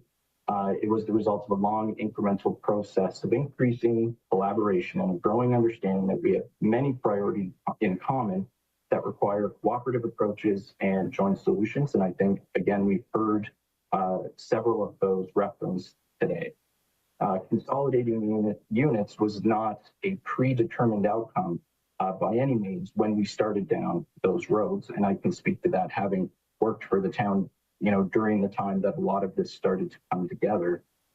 As we worked together, it simply became increasingly more obvious that there could be a better way to structure our operations and aspects of our decision-making so that the priorities could be more effectively and efficiently realized.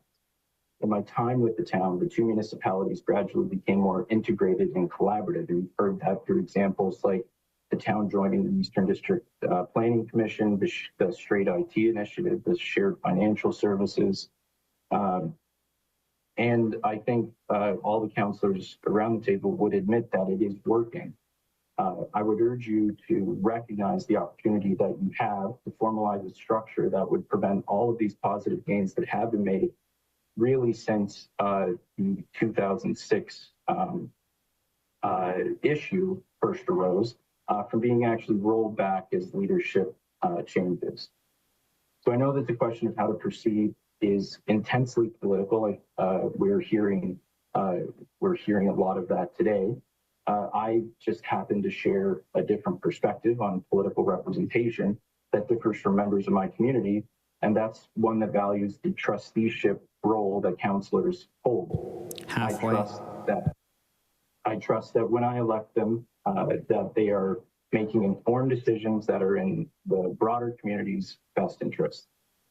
The Supreme Court decision actually upheld the legality of the request that's being made before the legislature, but it did not weigh in on the issue of plebiscite, citing how profoundly political that decision is.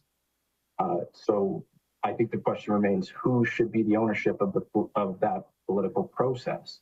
So I would argue that the politics of how that decision may be made ought to be the purview of the municipalities, and they have followed a process that has been supported in other communities. It has been supported by the Department of Municipal Affairs. I urge you to respect the right of the municipalities to make a decision that is, in their best estimation, in the best long-term interest of the community.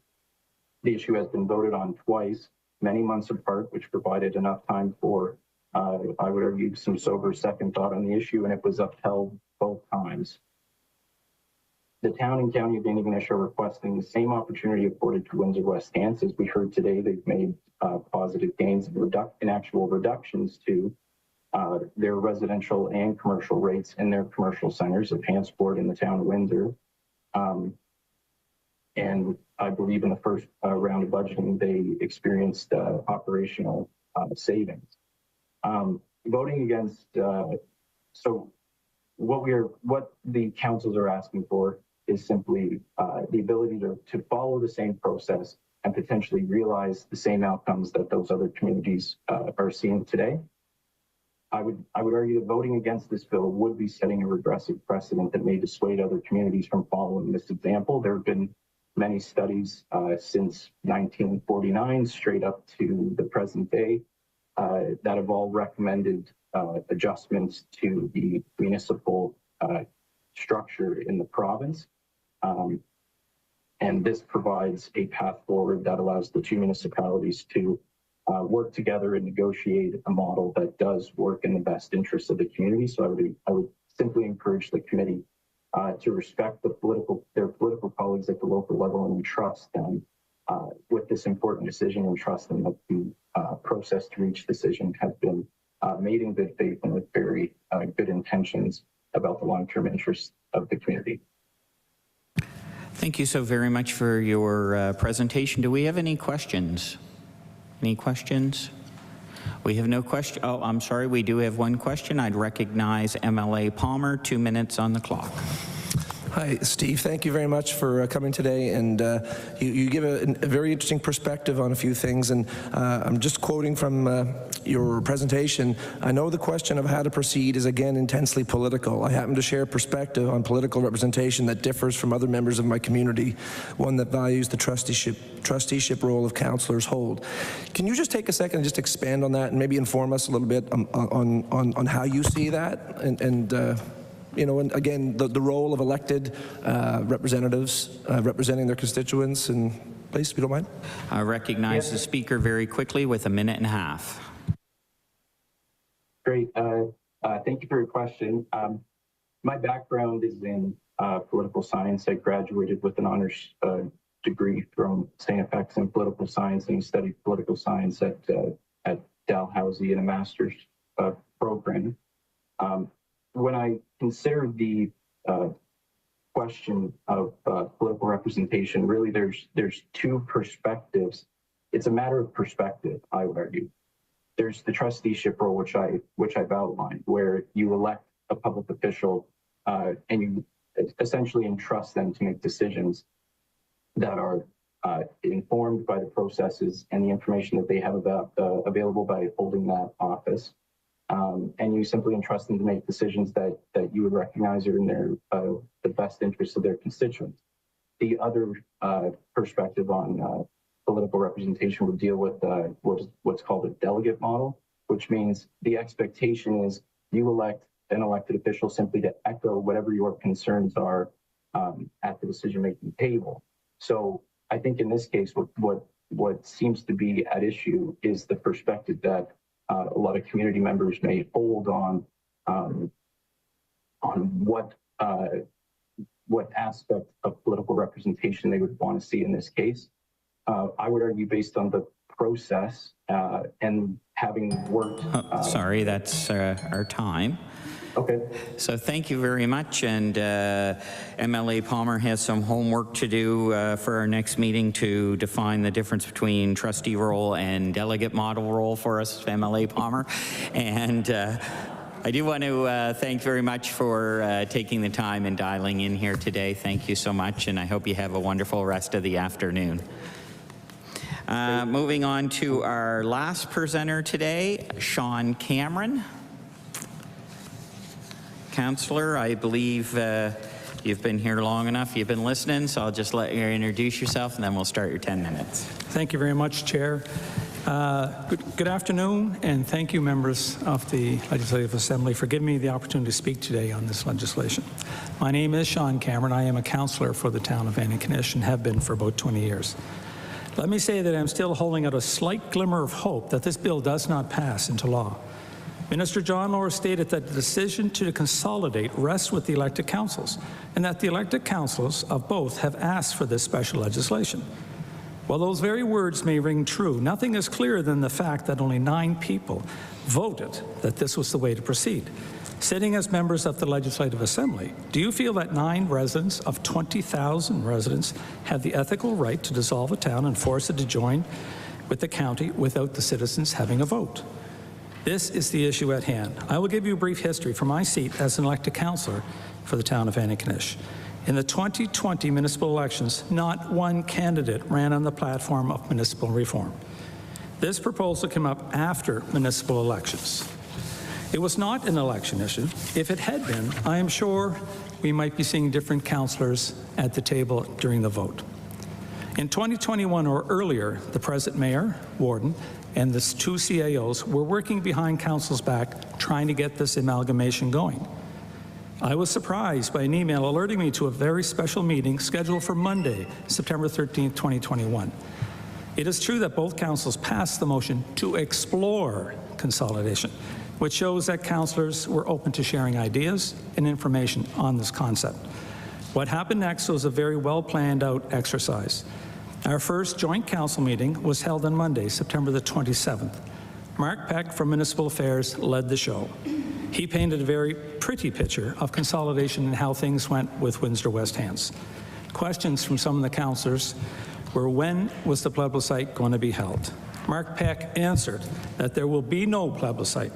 His direct quote, if I can recall it right, "We tried that in Pictou County and we lost." When he was asked if anything else negative happened, his reply was, "No, none that I can recall." Then I had asked him personally about the RCMP extra bill of $1.5 million. "Oh yeah, we missed that one," was his quote. Jeff Lawrence, former CAO for the town of Antigonish, then said that they were aware of that and they were working on a solution. It took 11 months. I wonder who the they were that he was referring to. In an 11th hour decision, in an attempt to avoid increased policing costs, the town would have to be dissolved and become part of the municipality. This was not what we originally explored. We explored a regional government. Municipal Affairs quickly provided $150,000 to help hire a PR firm, Brighter Communities, to sell this idea to the public and to councils. There was very little information, just intangibles presented. No facts. There was no pros, no cons, no boundaries identified, no area tax rates were presented, no foresight of what this new regional government would look like. What staff would lose their jobs, what severances would be paid out, and a whole lot of questions regarding services. In the end, Brighter Communities presented their findings in the What We Heard report, and I quote, "There was an underlying lack of confidence in the overall process, the municipal leaders, and the relationship between town and county." Not a very good selling point. The second requested vote was held via Zoom, was due to safety of the staff and council members. Ask yourself, if people were really behind this endeavor, why the need for Zoom? The mayor had spoke earlier, apparently, about the threat she had. So I quote from our local radio station, "RCMP Sergeant Warren Macbeth said police have been reviewed the messages forwarded on to them. Macbeth says the messages are aggressive, rude, vulgar, and include swearing. Macbeth said that while none of the messages warrant criminal charges." The whole vote required by Minister Lohr was almost lost. The threat of a $25,000 fine and up to a year in jail prevented two councillors from voting the first time, and only one the second time. The lone councillor from the county who did have to declare a conflict was only advised by Municipal Affairs less than 2 hours before the final vote. I have spoken directly to this councillor, who was on record stating that a plebiscite should have occurred and that if he had voted the will of his residents, this motion would have been defeated. So do you really feel that the ethical thing was done? Can you sit and reassure yourselves that this is truly what the residents of Antigonish Town and County want? This is not a pro or anti issue. This is more of a, we want our vote, we want our voices heard. Antigonish Town Council just appointed Willie Cormier as deputy mayor for the third time. Halfway. The councillor who recommended him spoke of Willie's credentials and said he is the only person capable of serving on the transition team because he has all the information. If Councillor Cormier had all the information, why did he not share it with the rest of council? I did not feel I had enough information to make an informed decision to amalgamate our town. So how do you think the public is accepting this lack of transparency? In closing, the town was incorporated on January 9th, 1889. It was created to provide water and services to the urban center. This is the real reason behind this rushed amalgamation. We have it, and the county needs it to continue growth around our town. This is where the bulk of their tax revenue is created. This council has turned its back on the citizens. Citizens have paid for that water and sewer plants for generations. Rather than working collaboratively to resolve these issues, I think the decision was made it's easier to dissolve the town and have the county control our water and sewer. We were told this was not about water and sewer at the onset of this. I have a quote in the Chronicle Herald by our mayor, our warden, and the town CIO. This is not about water and sewer. Yet you heard Deputy Warden talk about water and sewer. Now your government is giving in to the wishes of 9 people and not listening to the voices of the over 20,000 residents. The elections in October and the upcoming provincial elections should be interesting. The citizens will finally get their last say. Democracy is too important to be lost. I thank you. Thank you so much for your comments. I would ask if there are any questions of committee members. Any questions? If not, I want to thank you so very much for coming forward today and coming in town and bringing your remarks. Thank you. Have a great, wonderful rest of the day. Thank you, committee members. Members, that concludes our speakers for today. It does not conclude the speakers on this particular bill. There are additional speakers on 407, and so we'll conclude those in the future.